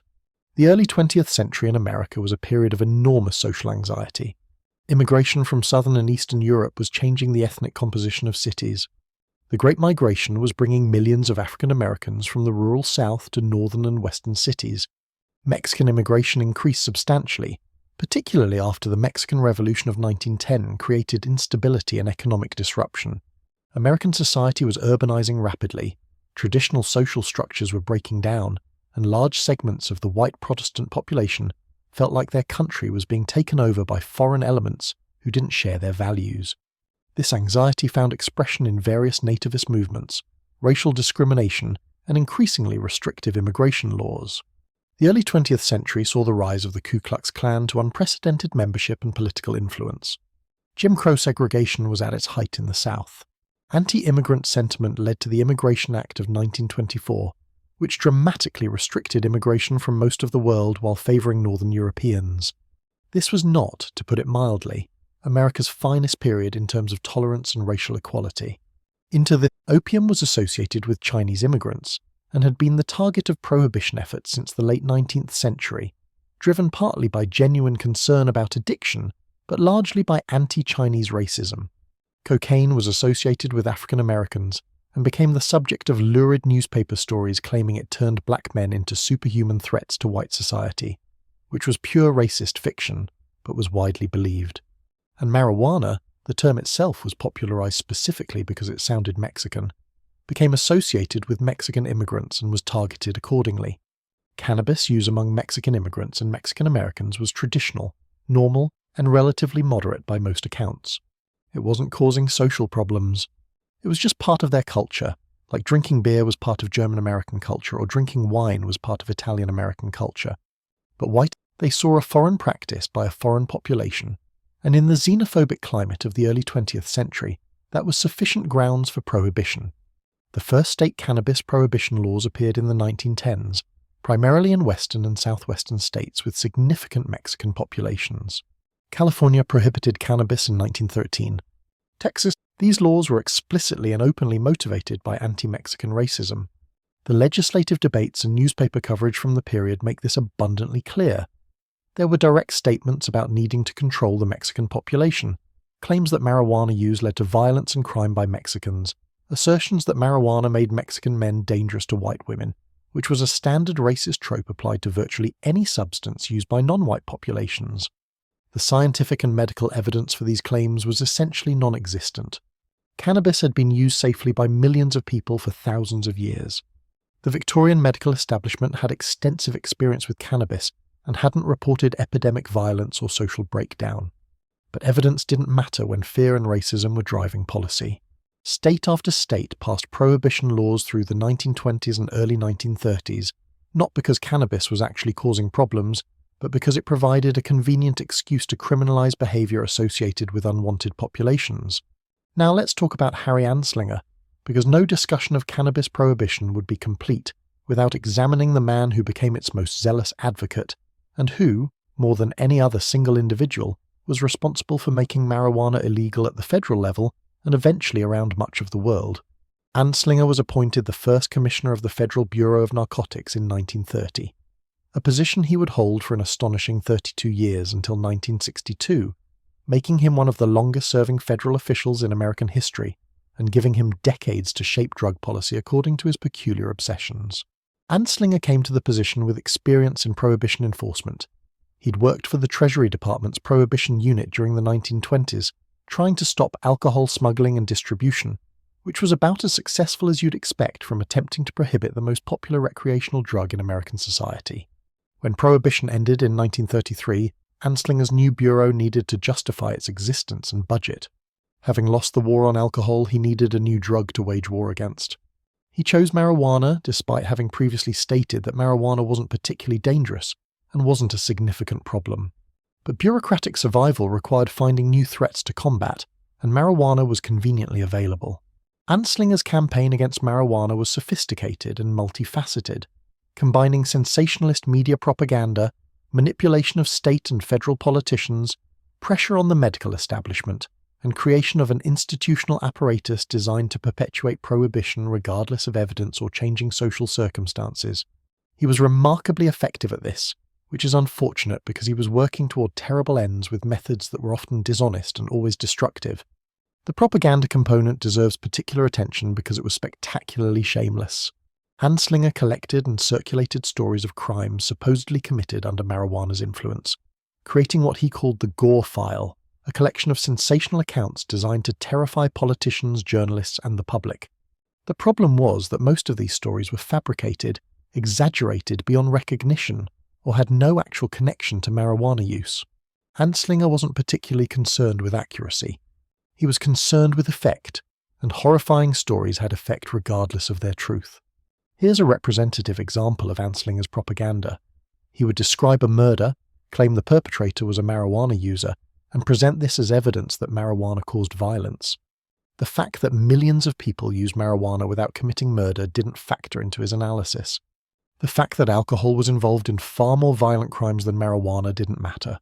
The fact that there was no pharmacological reason why marijuana would cause violence, it's a sedative and anxiolytic, not a stimulant or rage inducer, was irrelevant. He had a narrative and he was sticking to it. Evidence be damned. Anslinger also employed explicitly racist rhetoric in his campaign, though he was somewhat more cautious about this in official testimony than in private correspondence and public speeches. He circulated claims that marijuana used by Black Americans and Mexicans led to sexual relationships with white women, playing directly into the racist sexual anxieties that white Americans harbored. He made statements about marijuana causing the degenerate races to forget their place in society. He framed marijuana prohibition as a tool for racial control, though he was careful to dress this up in language about public health and crime prevention when testifying before Congress. The collaboration between Anslinger's bureau and newspaper publisher William Randolph Hearst was particularly consequential. Hearst's newspaper chain was the largest in the country, reaching millions of readers, and Hearst himself had both personal and economic reasons to support marijuana prohibition. On the personal side, Hearst harbored intense anti-Mexican racism, partly based on prejudice, and partly because Mexican revolutionaries had seized some of his vast land holdings in Mexico. He was happy to publish sensationalist stories demonizing Mexicans and marijuana as a proxy for them. On the economic side, Hearst had substantial investments in timber and paper industries, which would potentially face competition from hemp paper if hemp cultivation remained legal and economically viable. Now, the extent to which hemp actually threatened Hearst's economic interests is debatable. The hemp paper industry was already in decline and faced multiple challenges beyond prohibition, but Hearst and other timber industry figures certainly perceived hemp as a potential threat, and prohibition eliminated that threat conveniently while also serving Hearst's racist agenda. When your prejudice and your economic interests align, supporting prohibition becomes remarkably easy. Hearst's newspapers ran countless sensationalist articles about marijuana throughout the 1930s, featuring lurid headlines about murder weed and reefer madness, fabricated or exaggerated crime stories, and pseudoscientific claims about marijuana's effects. These articles shaped public opinion powerfully in an era before television, when newspapers were the primary source of information for most Americans. The medical establishment's response to the prohibition campaign was complicated. Some physicians opposed marijuana prohibition, recognizing that cannabis was legitimate medicine with documented therapeutic value. The American Medical Association, despite later becoming a strong prohibition supporter, actually testified against the Marijuana Tax Act of 1937, pointing out that cannabis had recognized medical uses and that prohibition would interfere with medical practice and research. Dr. William Woodward, the AMA's legislative counsel, testified that the legislation was based on newspaper hysteria rather than medical evidence, and that the AMA opposed it. However, the medical establishment's opposition was relatively weak and easily overcome. Many physicians had little direct experience with cannabis and were willing to defer to prohibitionist claims about its dangers, and the AMA's opposition was framed narrowly around preserving medical access rather than challenging the underlying premise that non-medical marijuana use should be prohibited. So while some medical voices argued against prohibition, they didn't mount the kind of vigorous defense that might have stopped or slowed the prohibitionist momentum. The Marijuana Tax Act of 1937 was the federal legislation that effectively prohibited cannabis in the United States, though it was structured as a tax law rather than an outright ban, probably to avoid constitutional challenges about federal power. The law didn't technically make marijuana possession illegal. Instead, it required anyone dealing in marijuana to register with the federal government, pay substantial taxes, and use special order forms for any transaction. Failure to comply was a federal crime carrying severe penalties. In practice, this was prohibition by a different name. The taxes were set punitively high. The order forms meant that any marijuana transaction required federal documentation, making anonymous sales impossible. And the federal government simply refused to issue the tax stamps required to legally sell marijuana, meaning compliance was impossible even for those willing to pay the taxes and register. It was administrative prohibition, circumventing constitutional limits on federal criminal law while achieving the same result. The congressional hearings on the Tax Act were remarkably brief and superficial, given that the legislation would reshape American drug policy for decades. Anslinger testified, presenting his sensationalist claims as fact. Other prohibition advocates testified. The AMA's opposition was noted and ignored. Few members of Congress understood what they were voting on. Many apparently thought they were targeting something called marijuana, without realizing it was the same plant as cannabis, which was familiar from medical contexts. One of the most cynical aspects of the Tax Act was how it was sold to the public and Congress. Prohibitionists didn't emphasize the racist motivations or the desire to control minority populations, though these were central to the actual purposes. Instead, they claimed to be protecting children, preventing crime, and safeguarding public health. They presented marijuana as a direct threat to America's youth, claiming that marijuana use led inevitably to addiction to harder drugs, the gateway drug theory, which would persist despite lack of evidence, and to moral and physical degradation. The film Reefer Madness, released in 1936 as Tell Your Children, and later rebranded, exemplifies the propaganda of this era. The film portrays marijuana use leading to insanity, violence, suicide, and attempted rape, all presented with hysterical melodrama and complete disregard for actual marijuana effects. The plot, such as it is, involves clean-cut teenagers being introduced to marijuana, rapidly becoming addicted, and destroying their lives through increasingly unhinged behavior supposedly caused by the drug. But in 1936 it was presented as educational, as a serious warning about marijuana dangers. It was shown, and while sophisticated viewers might have recognized the propaganda, many people took it seriously, particularly those who had no personal experience with marijuana and no basis for evaluating the claim's accuracy. The propaganda worked, obviously, since marijuana became illegal and remained so for decades. But the cost of this propaganda was immense. It created wildly inaccurate beliefs about marijuana that would persist for generations. It poisoned the public discourse around drugs generally, making honest discussion nearly impossible. It criminalized millions of people for behavior that wasn't actually harmful. And it created a template for drug prohibition that would be applied to other substances, always with the same pattern. Identify a drug associated with a marginalized group, manufacture a moral panic through sensationalist propaganda, pass prohibition laws that can be selectively enforced against unwanted populations, and then claim victory while ignoring the harm prohibition itself causes. The racist enforcement of marijuana prohibition was immediate and severe. Arrest rates for marijuana offences were dramatically higher for African Americans and Mexican Americans than for white Americans, despite similar usage rates across racial groups. Police used marijuana laws as pretexts to stop, search, and arrest members of minority communities, disrupting their lives and funneling them into the criminal justice system. The laws weren't enforced evenly or fairly. They were enforced selectively, targeting exactly the populations the prohibition advocates wanted to control. This pattern would continue for decades, intensifying during later drug war escalations, but always maintaining the fundamental structure established in the 1930s. Laws ostensibly about drugs that are actually tools for racial and social control, enforced discriminatorily against minority communities while often ignoring similar behavior by white populations. The marijuana prohibition of the 1930s wasn't an aberration. It was American drug policy working exactly as intended by its architects. The impact on medical cannabis was immediate and devastating. Pharmaceutical companies stopped manufacturing cannabis preparations. Physicians stopped prescribing them, not because they stopped working, but because the legal complications weren't worth the trouble. Cannabis was removed from the pharmacopoeia. The international impact of American prohibition deserves mention, though its full effects wouldn't be felt until after World War II, when America would use its dominant geopolitical position to pressure other countries into adopting similar prohibition policies. But the groundwork was laid in the 1930s. The League of Nations had already established international drug control treaties covering opium and cocaine. Cannabis would be added to these treaties, largely at American insistence, beginning the process of global prohibition that would eventually make cannabis illegal virtually everywhere, regardless of local traditions, medical uses, or social contexts. What's remarkable about the Prohibition campaign is how thoroughly it succeeded despite being based on fabrications, racism, and sensationalism rather than evidence.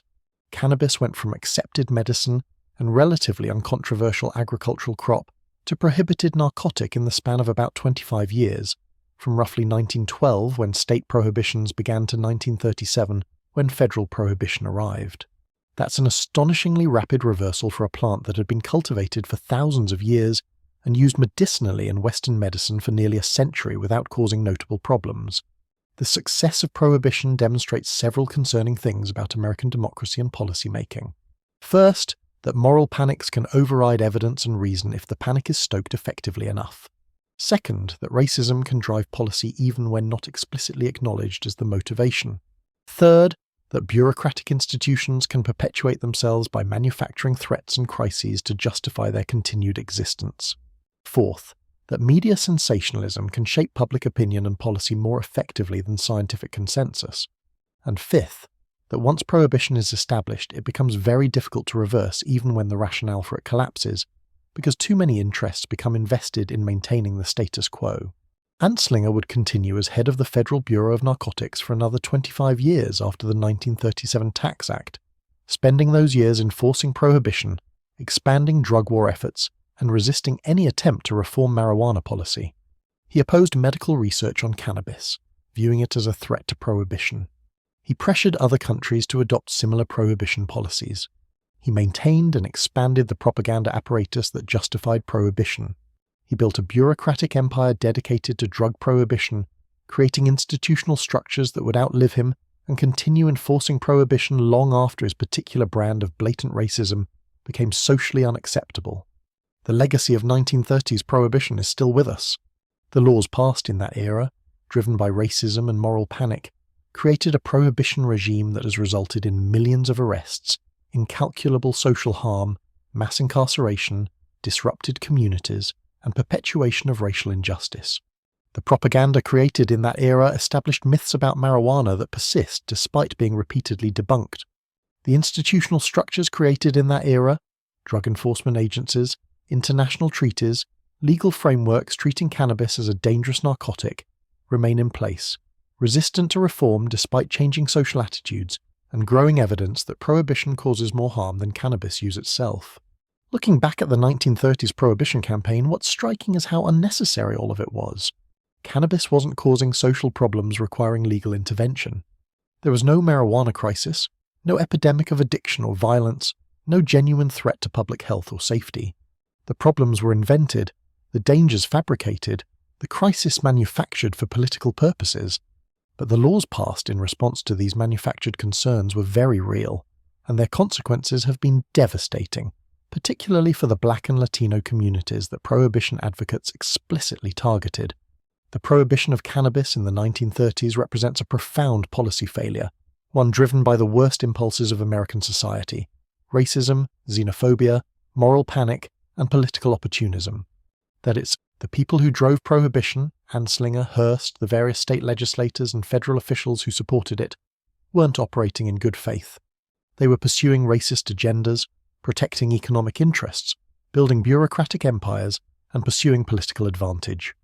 The harm prohibition would cause to individuals, families, and communities was either invisible to them because it would affect populations they didn't value, or it was actually the point, a feature rather than a bug of laws designed to control and punish minority populations.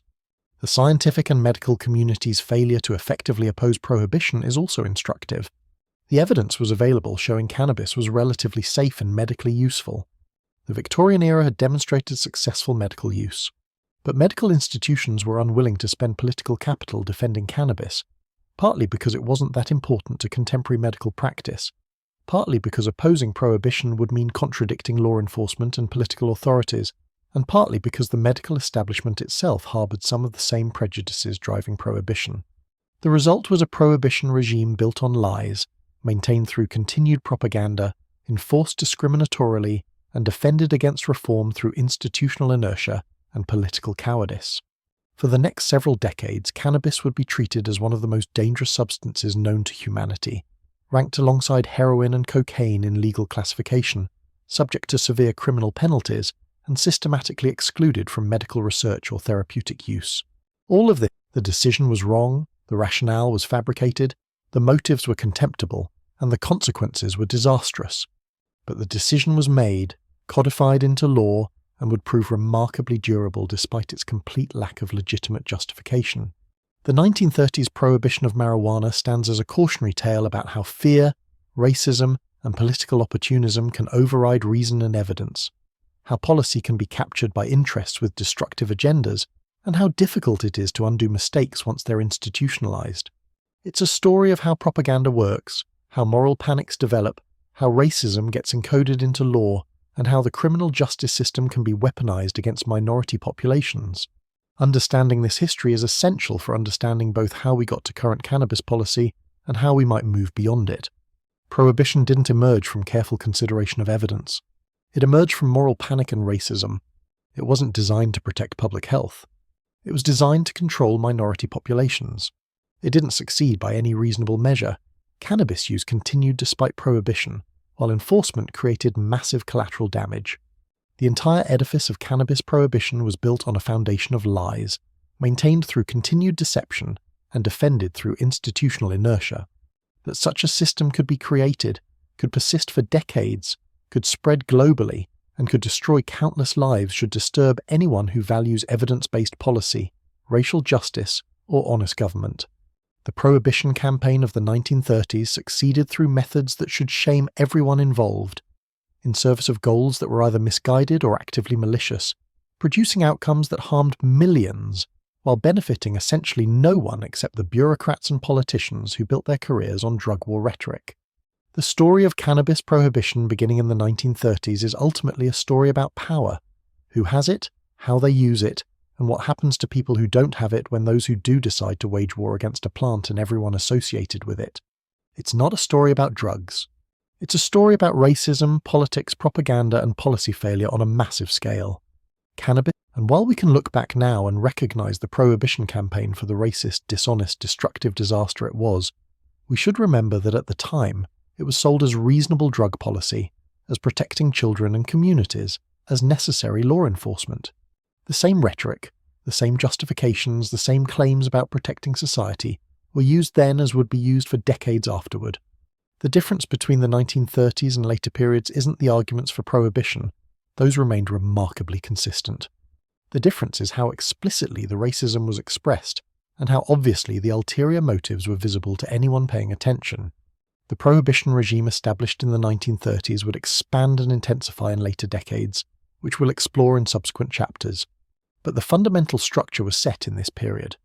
Cannabis as prohibited narcotic, enforcement targeting minority communities, propaganda manufacturing dangers, institutions defending prohibition regardless of evidence, and a legal framework that treated a plant used safely by humans for millennia as if it were more dangerous than alcohol, tobacco, or dozens of legal pharmaceuticals with far worse safety profiles. That framework persists to this day in many jurisdictions, testimony to how durable bad policy can be once established, how resistant institutions are to reform, and how long the consequences of racist moral panics can reverberate through society. The prohibition that began in the 1930s shaped drug policy for nearly a century, ruined countless lives, incarcerated millions, and accomplished essentially none of its stated goals while causing immense collateral damage. It's a policy failure of historic proportions, and it all started with Harry Anslinger, William Randolph Hearst, and the racist moral panic they manufactured in the 1930s. So after decades of prohibition, propaganda, and general avoidance of anything resembling honest scientific inquiry about cannabis, we arrive at one of the most remarkable stories in pharmacology: how scientists finally figured out what cannabis actually does to the human body and, in the process, discovered an entirely new biological system that nobody knew existed. This is the scientific redemption arc in our cannabis story, where careful research and genuine curiosity gradually revealed that the human body actually produces its own cannabis-like compounds and has dedicated receptors for them, which raises some fascinating questions about why evolution would equip us with what amounts to an internal marijuana system. The answer, as we'll see, has nothing to do with getting high and everything to do with fundamental biological regulation, though the getting high part is certainly an interesting side effect. The central figure in this scientific breakthrough is Raphael Mechoulam, an Israeli chemist who began working on cannabis in the early 1960s, at a time when doing so required either considerable courage or remarkable obliviousness to career risk, possibly both. Mechoulam was born in Bulgaria in 1930, survived the Holocaust, his father spent time in a concentration camp, and immigrated to Israel in 1949. He completed his chemistry doctorate and by the early 1960s was working at the Weizmann Institute of Science, looking for interesting research problems that other scientists hadn't adequately explored. He noticed something peculiar. While morphine had been isolated from opium back in 1804 and cocaine from coca leaves in the 1850s, nobody had successfully isolated and characterized the psychoactive compounds in cannabis. This was strange. Cannabis had been used by humans for millennia, was known to have powerful effects, and was extensively discussed in both medical and prohibitionist literature. Yet the actual chemistry remained mysterious. Hundreds of compounds had been identified in cannabis, but which ones produced the psychoactive effects remained unclear. For a chemist looking for an interesting problem, this was remarkably appealing, a widely used plant whose active ingredients were unknown. The reason cannabis chemistry had remained obscure wasn't lack of interest, but technical challenges. Cannabis resin contains over 500 different compounds, including more than 100 cannabinoids, the family of chemicals unique to the plant. They're also unstable, degrading or transforming into other compounds when exposed to light, heat, or air, making isolation and characterization challenging. And because Meshulam, working in Israel where cannabis was illegal but where he managed to obtain support from government research funding agencies, decided to tackle the problem systematically. He needed cannabis to work with, which presented an immediate logistical challenge. Eventually, he obtained several kilograms of confiscated hashish from the Israeli police, which he transported back to his laboratory on a bus, casually carrying several pounds of illegal drugs on public transportation, because sometimes the most straightforward approach is the best one, legality notwithstanding. One imagines the conversation would have been interesting if the bus had been stopped and searched, though presumably his institutional credentials would have clarified matters. With material to work with, Meshulam and his colleagues began the painstaking process of separating, isolating, and characterizing individual cannabinoids. This required skills in organic chemistry, analytical techniques, and considerable patience, because you're essentially trying to separate hundreds of similar compounds from a complex mixture, identify each one's structure, and then determine which ones are pharmacologically active. It's like trying to find specific needles in a haystack made of similar-looking needles, except the haystack is oily and sticky, and some of the needles keep transforming into different needles when you're not watching. In 1964, Meshulam and his colleague Yechiel Gaoni successfully isolated and characterized delta-9 tetrahydrocannabinol, or THC, the primary psychoactive compound in cannabis. This wasn't the first cannabinoid to be isolated. Cannabidiol, or CBD, had been characterized earlier, and various other cannabinoids were known. But it was the crucial one, the compound primarily responsible for cannabis's psychoactive effects. The discovery of THC's structure was scientifically significant for several reasons. First, it explained what cannabis actually does at a molecular level, transforming a botanical mystery into a chemical problem that could be studied systematically. Second, it enabled synthesis of pure THC for research purposes, eliminating the variability problems that had plagued earlier cannabis research, where you never knew exactly what dose of active compound you were administering. Third, it opened up investigation of structure-activity relationships, how modifications to THC's molecular structure affected its pharmacological properties, which is fundamental to developing any pharmaceutical applications. But perhaps most importantly, isolating THC raised an obvious question. If cannabis produces this compound that has such powerful effects on the human body and mind, the body must have some way of interacting with it. The human body doesn't have random receptors for plant compounds. When a plant, THC's effects were too specific, too consistent, and too powerful to be random chemical interference. There had to be a receptor, a protein that THC was binding to, and if that receptor existed for THC, what was it normally doing? Because evolution certainly didn't equip humans with receptors specifically to interact with a plant that would be encountered only in certain geographical regions. This question would drive the next phase of cannabinoid research, though answering it would take more than 2 decades of additional work. The problem was technical. Finding a receptor requires being able to detect its presence, which typically involves creating a radioactive version of the compound that binds to the receptor, in this case, radioactive THC, and then using that to locate and isolate the receptor protein from tissue samples. This is conceptually straightforward but technically demanding, requiring sophisticated equipment, considerable expertise, and substantial funding, none of which was easy to obtain for cannabis research given prohibition and the stigma surrounding anything marijuana-related. Through the Louis University successfully identified and characterized what would become known as the CB1 receptor in rat brain tissue. They demonstrated that this receptor was present in high concentrations in specific brain regions, that THC bound to it with high affinity, and that this binding explained THC's pharmacological effects. This was a genuinely major discovery, comparable to earlier discoveries of receptors for morphine, which had led to understanding of the endogenous opioid system. The CB1 receptor's distribution in the brain was fascinating and made perfect sense of THC's effects. High concentrations appeared in the hippocampus, which is involved in memory formation, explaining why THC disrupts short-term memory. Substantial CB1 receptors were present in the cerebral cortex, which handles higher cognitive functions, explaining the altered thinking and perception. The basal ganglia, which coordinates movement, had plenty of CB1 receptors, explaining motor effects. Interestingly, the brainstem, which controls vital functions like breathing and heart rate, has very few CB1 receptors, which explains why you can't fatally overdose on cannabis the way you can with opioids or alcohol.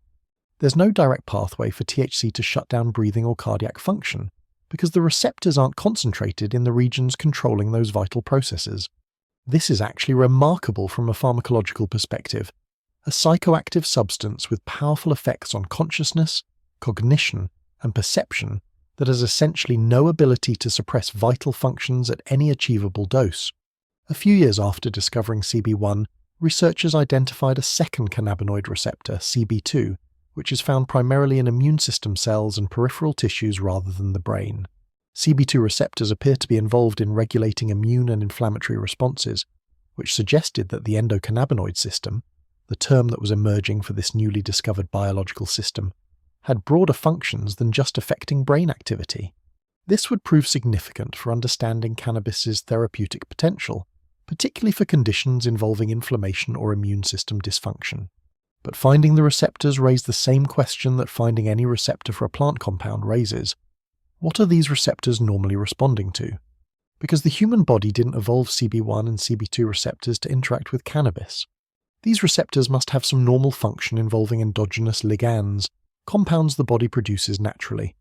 McCoolum's group, along with other researchers, began searching for these endogenous cannabinoids, or endocannabinoids as they were termed.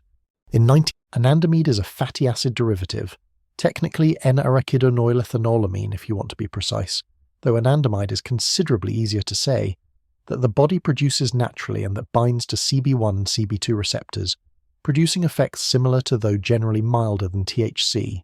The discovery of anandamide was profound. It meant that humans, and indeed all vertebrates, naturally produce compounds that function similarly to cannabis. We have an internal marijuana-like system, constantly producing and breaking down endocannabinoids, using them to regulate various physiological processes. THC's effects occur because it resembles anandamide closely enough to activate the same receptors, essentially hijacking a normal biological signaling system and amplifying or distorting its function. A second 2-AG is actually more abundant in the brain than anandamide and appears to be the primary endocannabinoid for many CB1 receptor functions. Additionally, now the obvious question becomes, what is the endocannabinoid system actually doing? Why did evolution create this system, and what functions does it serve? The answer, as research over the past 30 years has revealed, is that the endocannabinoid system is involved in regulating an enormous range of physiological processes, making it one of the most important and versatile regulatory systems in the body, right up there with the nervous system, endocrine system, and immune system. In fact, it interacts extensively with all three of those systems, functioning as a sort of meta-regulatory network that helps maintain homeostasis, biological stability, across multiple organ systems.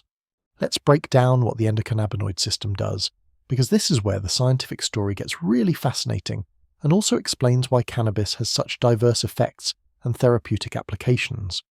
The endocannabinoid system operates primarily through retrograde signaling, which is a fancy way of saying that it works backward compared to normal neural communication. Normally, neurotransmitters travel from the presynaptic neuron across the synapse to the postsynaptic neuron, transmitting signals in one direction. Endocannabinoids, however, are released from the postsynaptic neuron and travel backward to activate CB1 receptors on the presynaptic neuron, essentially telling that neuron to reduce its activity. This retrograde signaling serves a crucial regulatory function. It prevents excessive neural activity. When a postsynaptic neuron is being stimulated too much, it releases endocannabinoids that travel back to the presynaptic neuron and basically say, "Calm down, you're overdoing it." This applies to both excitatory and inhibitory neurons, meaning the endocannabinoid system can dampen either excessive stimulation or excessive inhibition, maintaining neural activity within optimal ranges. It's a homeostatic mechanism, a biological thermostat that prevents neural circuits from getting too hot or too cold.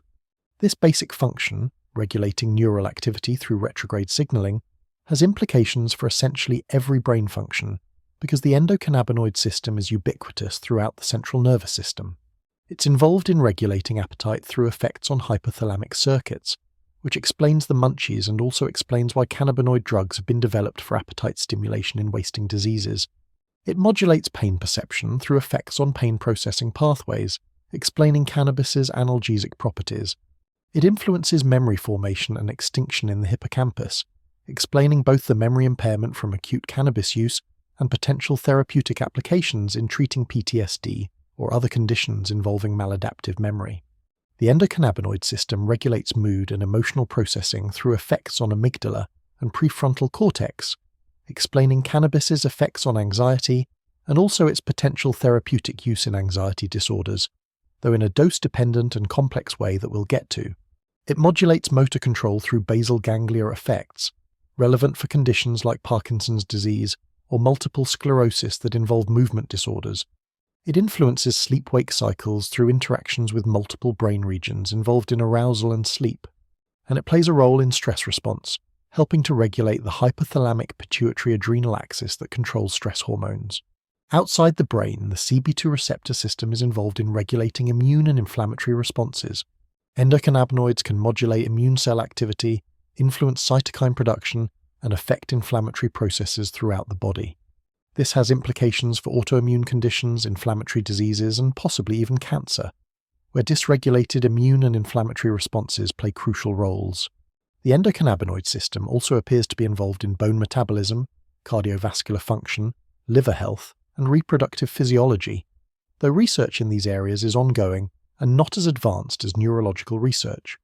What becomes clear from studying the endocannabinoid system is that it's fundamentally involved in maintaining biological balance across multiple systems. It's a fine-tuning mechanism, making adjustments to keep various physiological processes operating optimally.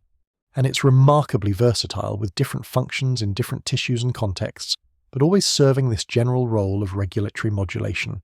Understanding this helps explain why cannabis has such varied effects and why different people respond differently. You're not interacting with a single simple drug receptor interaction. You're affecting a complex regulatory system that's involved in dozens of different physiological processes, and the specific effects depend on what's happening in your body at the time, your individual endocannabinoid tone, how active your system is baseline, and how the various effects combine and interact. It's like adjusting a complex machine with multiple interconnected components. Turning one dial affects multiple other settings in ways that depend on the machine's current state. This also explains why cannabis has legitimate therapeutic potential for so many different conditions. If the endocannabinoid system is involved in regulating pain, inflammation, appetite, mood, sleep, immune function, and multiple other processes, then modulating that system with cannabinoids could potentially help with any condition where those processes are dysregulated. This doesn't mean cannabis is a miracle cure for everything. The endocannabinoid system has limits, and not all conditions respond to cannabinoid treatment. But it does mean that the therapeutic potential is broader than for drugs that target more specific single pathways. The discovery of the endocannabinoid system also revealed something ironic about cannabis prohibition.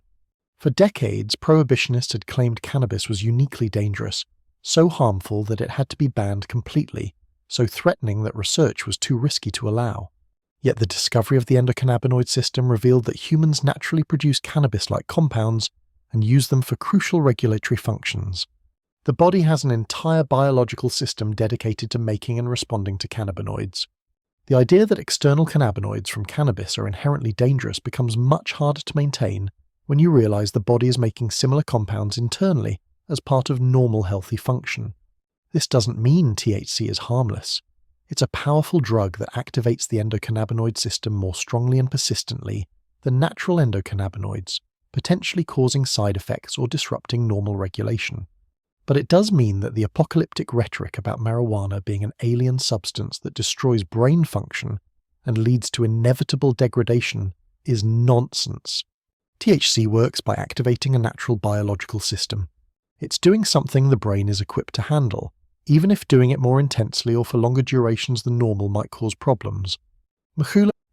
His work, along with that of many other researchers who contributed to discovering and characterizing the endocannabinoid system, represents science at its best. Careful investigation revealing unexpected complexity, following evidence wherever it leads, and ultimately expanding human knowledge in ways that have practical therapeutic applications. The irony is that all this research happened despite prohibition, not because of it. Researchers had to navigate legal obstacles, overcome funding challenges, deal with stigma from working on a prohibited substance, and generally fight an uphill battle to conduct research that would have been straightforward for any other plant or pharmaceutical compound.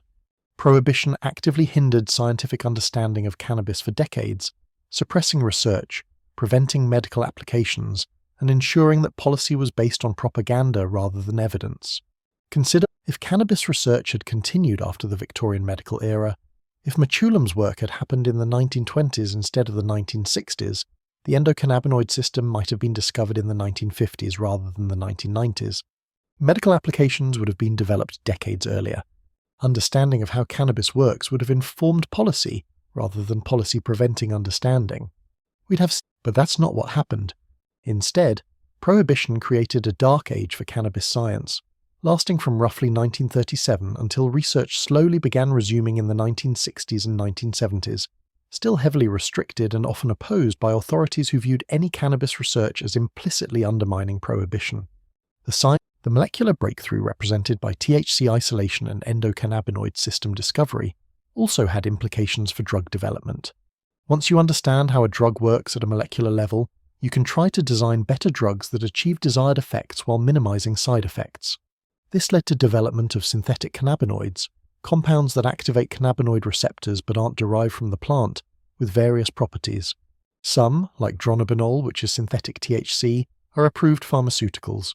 Others, like the synthetic cannabinoids sold as Spice or K2, turned out to be dangerous precisely because they were designed to activate cannabinoid receptors more strongly than THC, causing severe side effects that natural cannabis rarely produces. Research has also explored cannabinoid receptor antagonists, compounds that block cannabinoid receptors rather than activating them. These were investigated as potential weight loss drugs, based on the logic that if cannabinoids stimulate appetite, blocking cannabinoid receptors should suppress it. One such drug, rimonabant, was approved in Europe and showed modest weight loss effects. Unfortunately, it also caused severe psychiatric side effects including depression and suicidal ideation, because blocking the endocannabinoid system turns out to disrupt mood regulation, stress response, and emotional processing in ways that can be catastrophic. The drug was withdrawn from the market, a reminder that the endocannabinoid system exists for important reasons and that interfering with it, whether through activation or blockade, requires careful consideration of the full range of effects. The diversity of cannabinoids in the cannabis plant also became clearer as analytical techniques improved.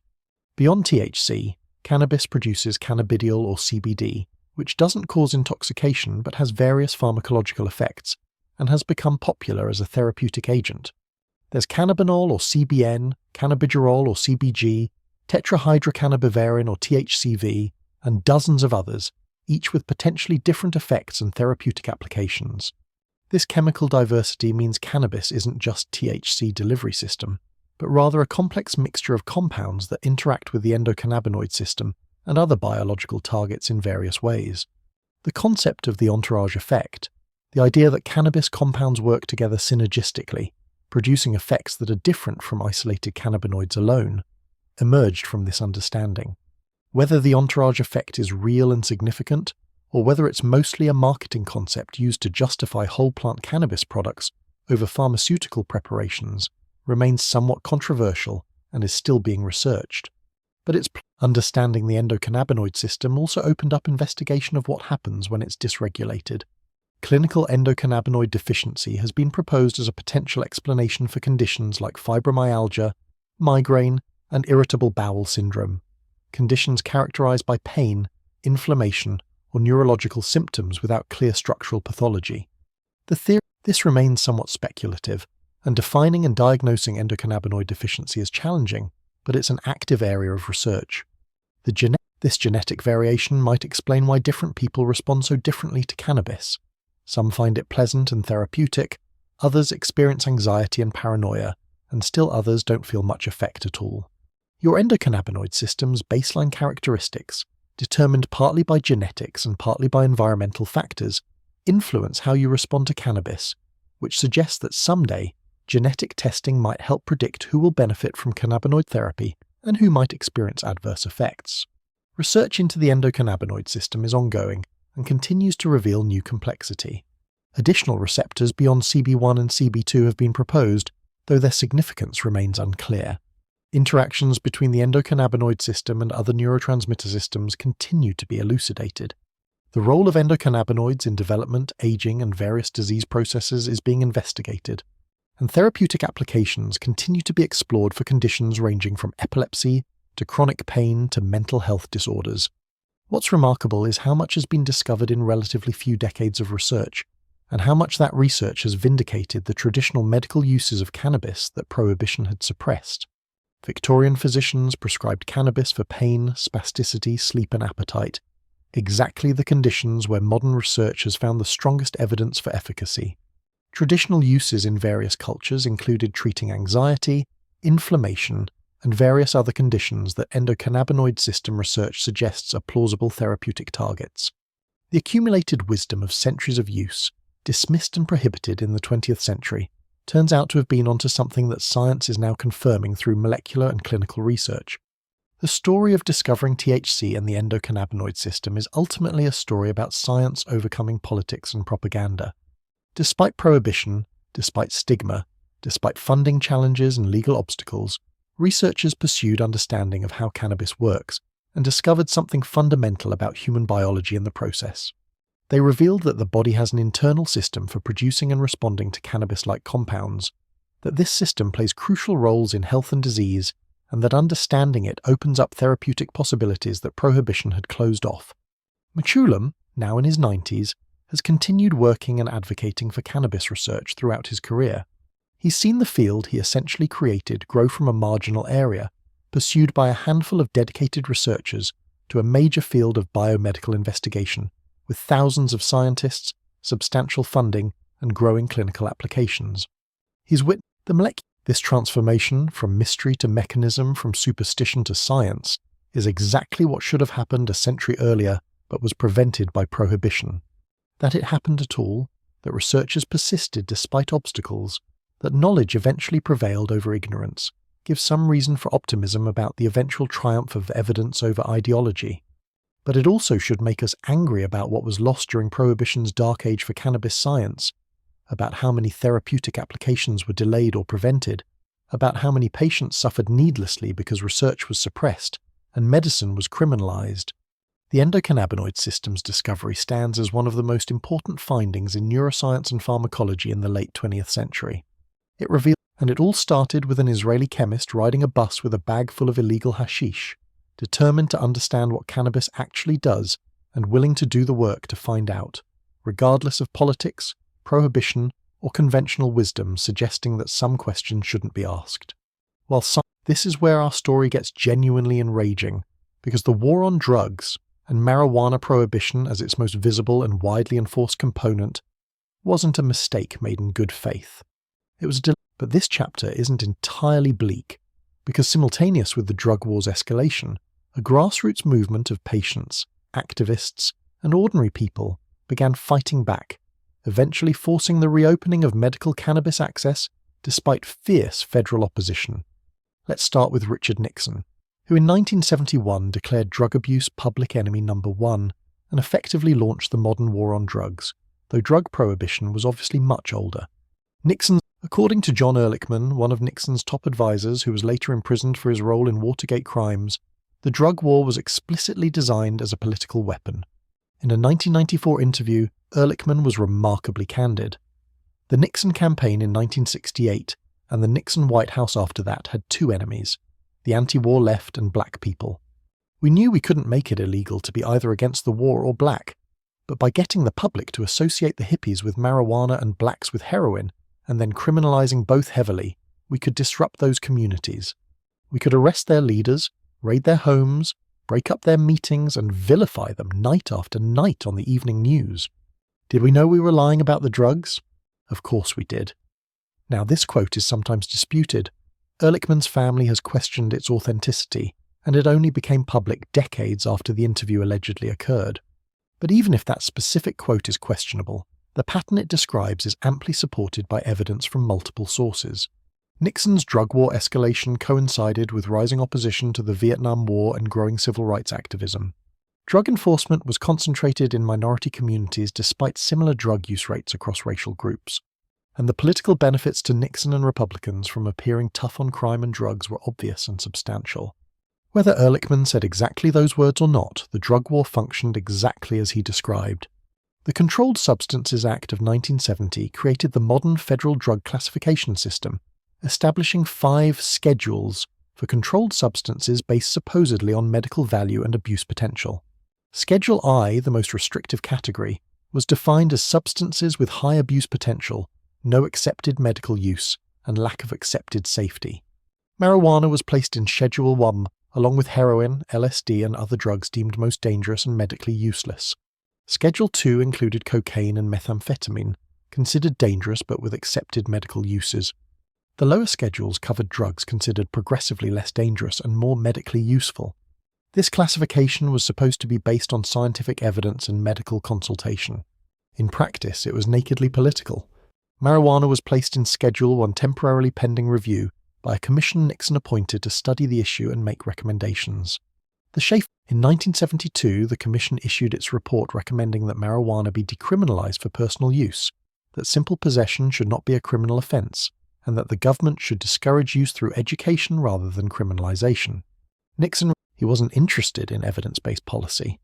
He was interested in political leverage and cultural warfare, and marijuana prohibition served those purposes beautifully.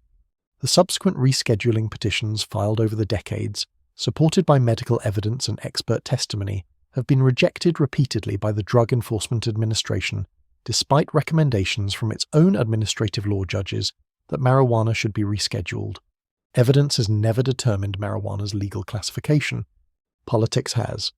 The DA would become the primary federal agency responsible for enforcing drug prohibition, pursuing marijuana cultivators and distributors, conducting raids, making arrests, and generally waging war on cannabis and other prohibited substances.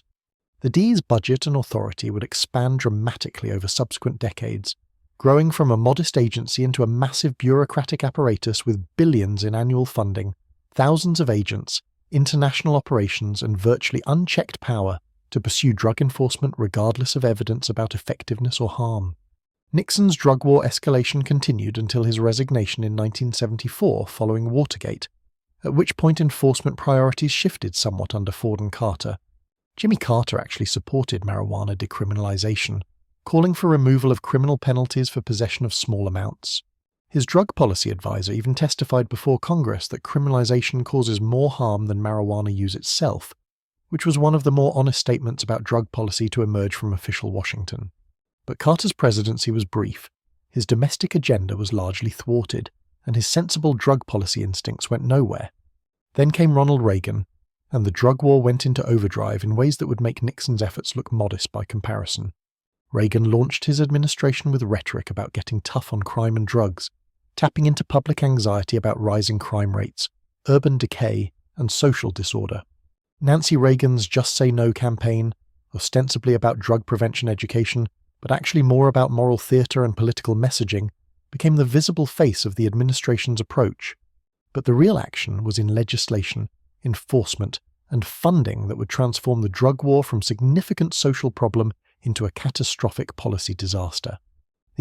This law, a person convicted of possessing 5 grams of crack cocaine, a weight you could balance on a nickel, would receive a mandatory 5-year federal prison sentence with no possibility of parole.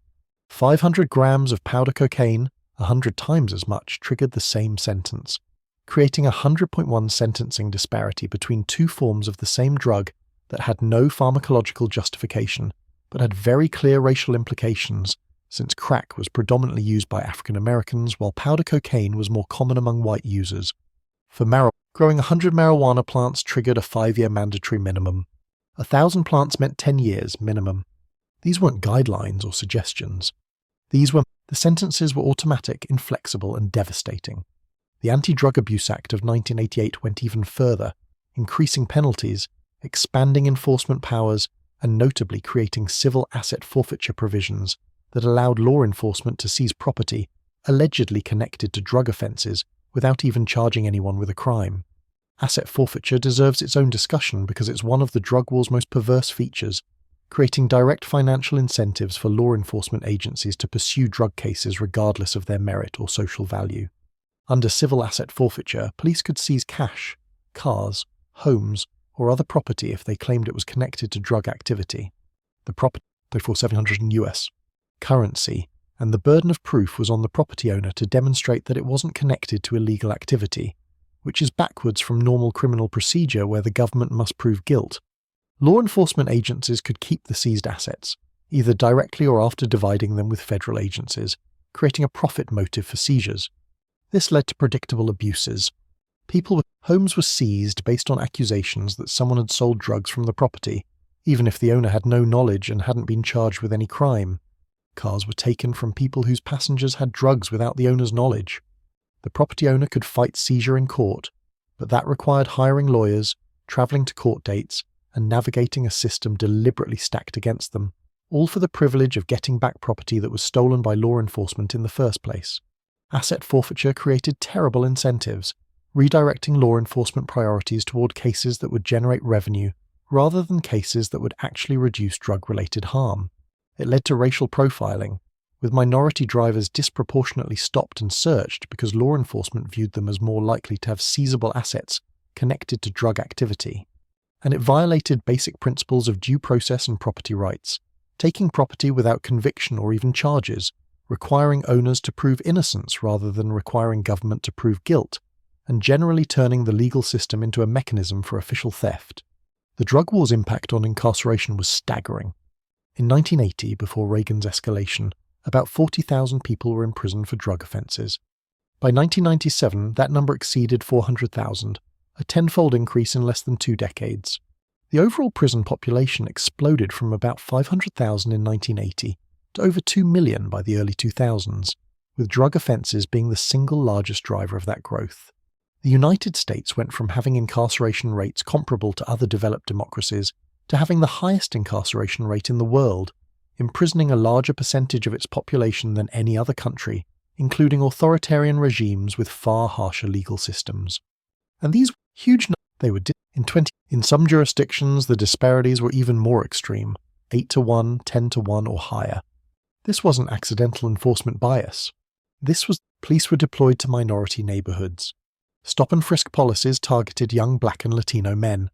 Enforcement priorities focused on street-level dealing in urban areas rather than suburban use or white-collar drug crime. Prosecutors charged drug offences more aggressively against minority defendants. Judges imposed harsher sentences. At every step of the criminal justice system, from initial police contact through final sentencing, Black and Latino defendants received harsher treatment than white defendants for similar conduct. The consequences were catastrophic for affected communities. Mass incarceration removed huge numbers of young men, and increasingly women, from their families and communities. Children grew up without fathers. Families lost breadwinners. Communities lost potential leaders, workers, and contributors to civic life. The economic impact was crushing. Poor communities already struggling with disinvestment, deindustrialization, and inadequate public services had to deal with additional burdens imposed by mass incarceration. The costs of maintaining contact with imprisoned family members, expensive phone calls, travel to distant prisons, money for commissary, drained resources from families that couldn't afford it. The drug war also militarized policing in ways that would have seemed dystopian before it happened. The 1033 program, created in the 1990s, transferred surplus military equipment to local police departments. Small-town police forces acquired armoured vehicles, assault rifles, and military-grade equipment designed for warfare and repurposed for drug enforcement. SWAT teams, originally created for rare high-risk situations, became routine enforcement tools deployed for drug warrants. These raids regularly went wrong. They'd break down doors based on flimsy evidence or informant tips that turned out to be false. Children were traumatized. Dogs were shot as standard procedure. Homes were destroyed, and all this violence and terror was inflicted for drug offences that often involved small amounts of marijuana or other substances that posed no serious threat to anyone. The human cost of the drug war is difficult to quantify completely because it extends beyond just the people arrested and imprisoned. It includes families broken apart, children traumatized, communities destabilized, futures destroyed, and trust between police and communities shattered. It includes people who died in police custody or during raids. It includes people who turned to crime because the drug war made legitimate opportunities unavailable. It includes all the productivity, creativity, and contribution that was lost when millions of people were locked in cages or marked with criminal records that made normal participation in society nearly impossible. The drug war also poisoned political discourse and policy-making more broadly. Tough on crime became a political requirement, with politicians competing to propose harsher penalties, broader enforcement, and more aggressive prosecution. Anyone suggesting that perhaps mass incarceration for drug offences wasn't working would be accused of being soft on crime, of not caring about victims, of enabling drug dealers and addicts. Nuanced discussion became nearly impossible. Evidence-based policy was dismissed as liberal softness, and the ratchet turned only one direction, toward more enforcement, harsher penalties, and less discretion or mercy. The drug war created constituencies with strong interests in maintaining prohibition, law enforcement agencies whose budgets and authority depended on it, politicians who'd built careers on it, private prison companies profiting from it, drug testing companies, bail bondsmen, and all the other industries that grew up around mass incarceration. Reforming or ending the drug war meant threatening those interests, and they fought back viciously against any attempt at change. But while the drug war was destroying lives and communities, a different story was developing that would eventually force a crack in the prohibition edifice. The AIDS epidemic, which devastated the gay community particularly in the 1980s and early 1990s, created desperate need for anything that might help with symptoms, and many patients discovered that marijuana was remarkably effective at controlling nausea from both the disease and its treatments, stimulating appetite in people wasting away, and providing relief from pain and anxiety. AIDS patients, they faced massive social stigma, with even family members often abandoning them. They had to endure toxic treatments that made them desperately ill, and the government response was inadequate, delayed, and often hostile, with President Reagan infamously refusing to even publicly acknowledge the epidemic for years while thousands died. One of the heroes of this period was a woman named Mary Jane Rathbun, better known as Brownie Mary, a San Francisco activist who began baking marijuana-laced brownies for AIDS patients in the 1980s and distributing them through the San Francisco General Hospital ward where many AIDS patients were being treated. She did this openly, making no particular secret of it, because she correctly judged that public sympathy for suffering AIDS patients would provide some protection against prosecution, and because she simply didn't care about legal consequences when people were dying and marijuana helped them. Brownie Mary was in her 60s when she started this work, hardly fitting the profile of a dangerous drug dealer. She was a grandmother figure, maternal and caring, baking brownies in her home kitchen and hand-delivering them to patients who needed them. She became a folk hero in San Francisco, celebrated for her compassion and willingness to break unjust laws to help people suffering. Her work and the broader movement of AIDS patients using marijuana for symptom relief created political pressure for medical marijuana access. If marijuana was helping dying patients and the government was preventing that access, maintaining prohibition required defending the unconscionable position that AIDS patients should be denied effective symptom relief to uphold drug prohibition. This was a much harder political position to maintain than the usual drug war rhetoric, because the patients weren't stereotypical drug users, but sympathetic victims of a terrible disease, and the use wasn't recreational, but clearly medical, and the alternative, watching people suffer needlessly, was morally repugnant even to many who supported prohibition generally. Dennis Perron, another San Francisco activist who'd been involved in marijuana cultivation and distribution for years, became the public face of the medical marijuana movement in California. Perron had watched his partner die of AIDS and had seen how marijuana helped with symptoms. Perron and other activists began organizing a ballot initiative to legalize medical marijuana in California, gathering signatures to put the question directly to voters since legislative action seemed unlikely given federal pressure and political cowardice among elected officials. The initiative, Proposition 215, would allow patients with a doctor's recommendation to possess and cultivate marijuana for medical use. protecting them from state criminal prosecution, though leaving them vulnerable to federal enforcement. The campaign for Proposition 215 in 1996 was contentious and dramatic.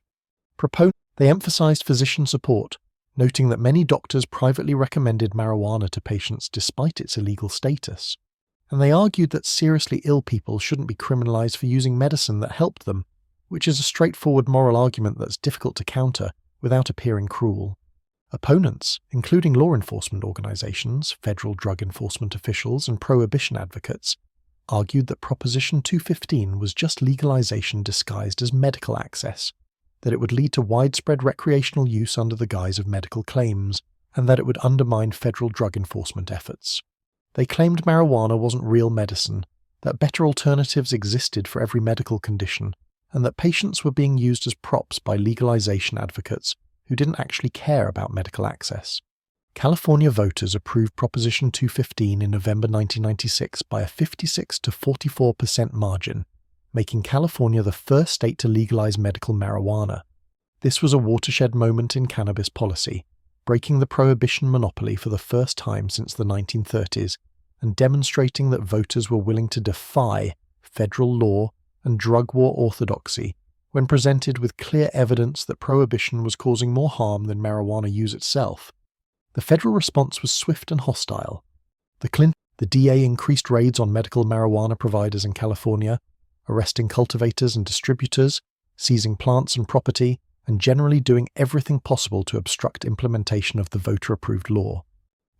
Patients caught in the middle faced a confusing situation where they were legal under state law but could still be arrested and prosecuted federally. Physicians were unsure whether they could recommend marijuana without risking federal sanctions. Providers operated in constant fear of DEA raids despite state legal protections. But Proposition 215's passage opened the floodgates. Other states began considering medical marijuana initiatives. Alaska, Oregon, and Washington approved medical marijuana measures in 1998. Maine followed in 1999. Nevada in 2000.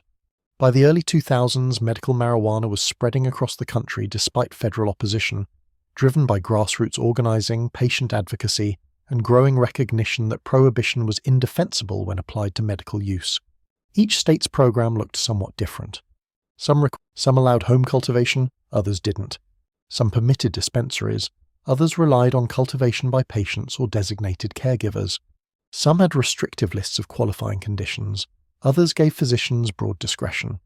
But all represented cracks in prohibition's foundation, acknowledgements that marijuana had legitimate medical uses and that patients shouldn't be criminalized for accessing it. The evolution of California's medical marijuana system after Proposition 215 illustrated both the promise and complications of state-legal medical cannabis.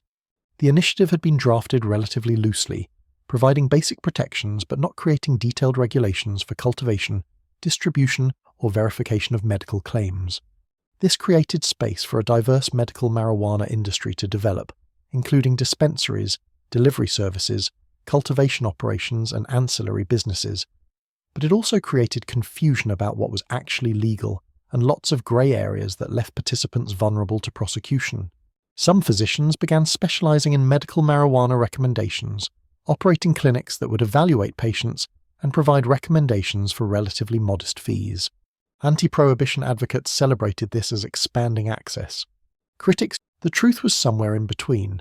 Many patients had legitimate medical needs, some were recreational users gaming the system, and lots fell into the middle ground of people who found marijuana helpful for various ailments that might not be life-threatening but significantly impacted quality of life. Dispensaries proliferated in California, particularly in Los Angeles and the Bay Area, operating openly in storefronts, advertising, and generally conducting themselves as legitimate businesses despite existing in federal legal jeopardy.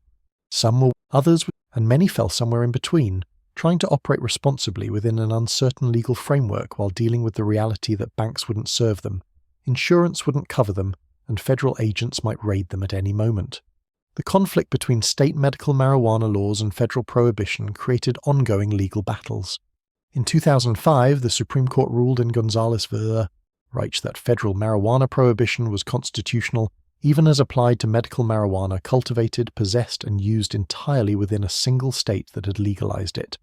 The court held that Congress's power to regulate interstate commerce extended to prohibiting local cultivation and use because it affected the broader marijuana market, which is an interpretation of constitutional authority so expansive that it essentially means federal power has no meaningful limits, but that's what the court decided. This ruling was a setback for medical marijuana advocates, confirming that federal law trumped state law and that patients and providers remained vulnerable to federal prosecution regardless of state legal protections. However, federal efforts focused more on large-scale cultivation operations and major dispensaries, though even that enforcement was inconsistent and often seemed designed more to intimidate than to actually shut down medical marijuana access entirely. The Obama administration eventually adopted a policy of not prioritizing enforcement against medical marijuana operations complying with state law, articulated in the Ogden Memo of 2009, which instructed federal prosecutors to focus resources on illegal trafficking rather than medical marijuana. This provided breathing room for medical marijuana programs to develop, though the policy could be reversed at any time and some federal enforcement continued. The Trump administration rescinded this guidance, though enforcement priorities didn't dramatically change. By the programs varied enormously in restrictiveness and functionality, but their existence represented a massive shift from the uniform prohibition that had existed just a few decades earlier. Medical marijuana had gone from a radical fringe position to mainstream policy, embraced by voters across the political spectrum and by majorities in most states. The medical marijuana movement's success owed much to patient advocacy and grassroots organizing. People like Brownie Mary, who were willing to break unjust laws openly, patients willing to speak publicly about how marijuana helped their conditions, physicians willing to risk professional consequences by supporting medical access, and activists who spent years collecting signatures, organizing campaigns, and building political coalitions. These people collectively forced change despite opposition from federal government, law enforcement establishment, and powerful interests invested in maintaining prohibition. The contrast between the drug war's destructive trajectory and the medical marijuana movement's constructive achievements is stark. Medical marijuana, in contrast, provided relief to suffering patients, created legitimate business opportunities, and demonstrated that regulated legal access was possible without social catastrophe. The drug war enriched law enforcement agencies, private prisons, and other industries that profited from prohibition, while impoverishing the communities targeted for enforcement. Medical marijuana created a legitimate industry that generated tax revenue, jobs, and economic activity. But we shouldn't romanticize medical marijuana too much. Some programs were poorly designed, with regulations so restrictive that patients couldn't actually access medicine. And medical marijuana, while progress, still left recreational users subject to prohibition, maintaining the criminal justice problems and enforcement disparities that plagued the drug war. The trajectory from Nixon's war declaration in 1971 through Reagan's escalation in the 1980s to the first cracks in prohibition with medical marijuana in the 1990s and 2000s spans about 4 decades of destructive policy, slowly, partially being reversed through democratic action despite federal resistance. It's a story of how bad policy, once established, becomes very difficult to change even when the evidence of failure is overwhelming.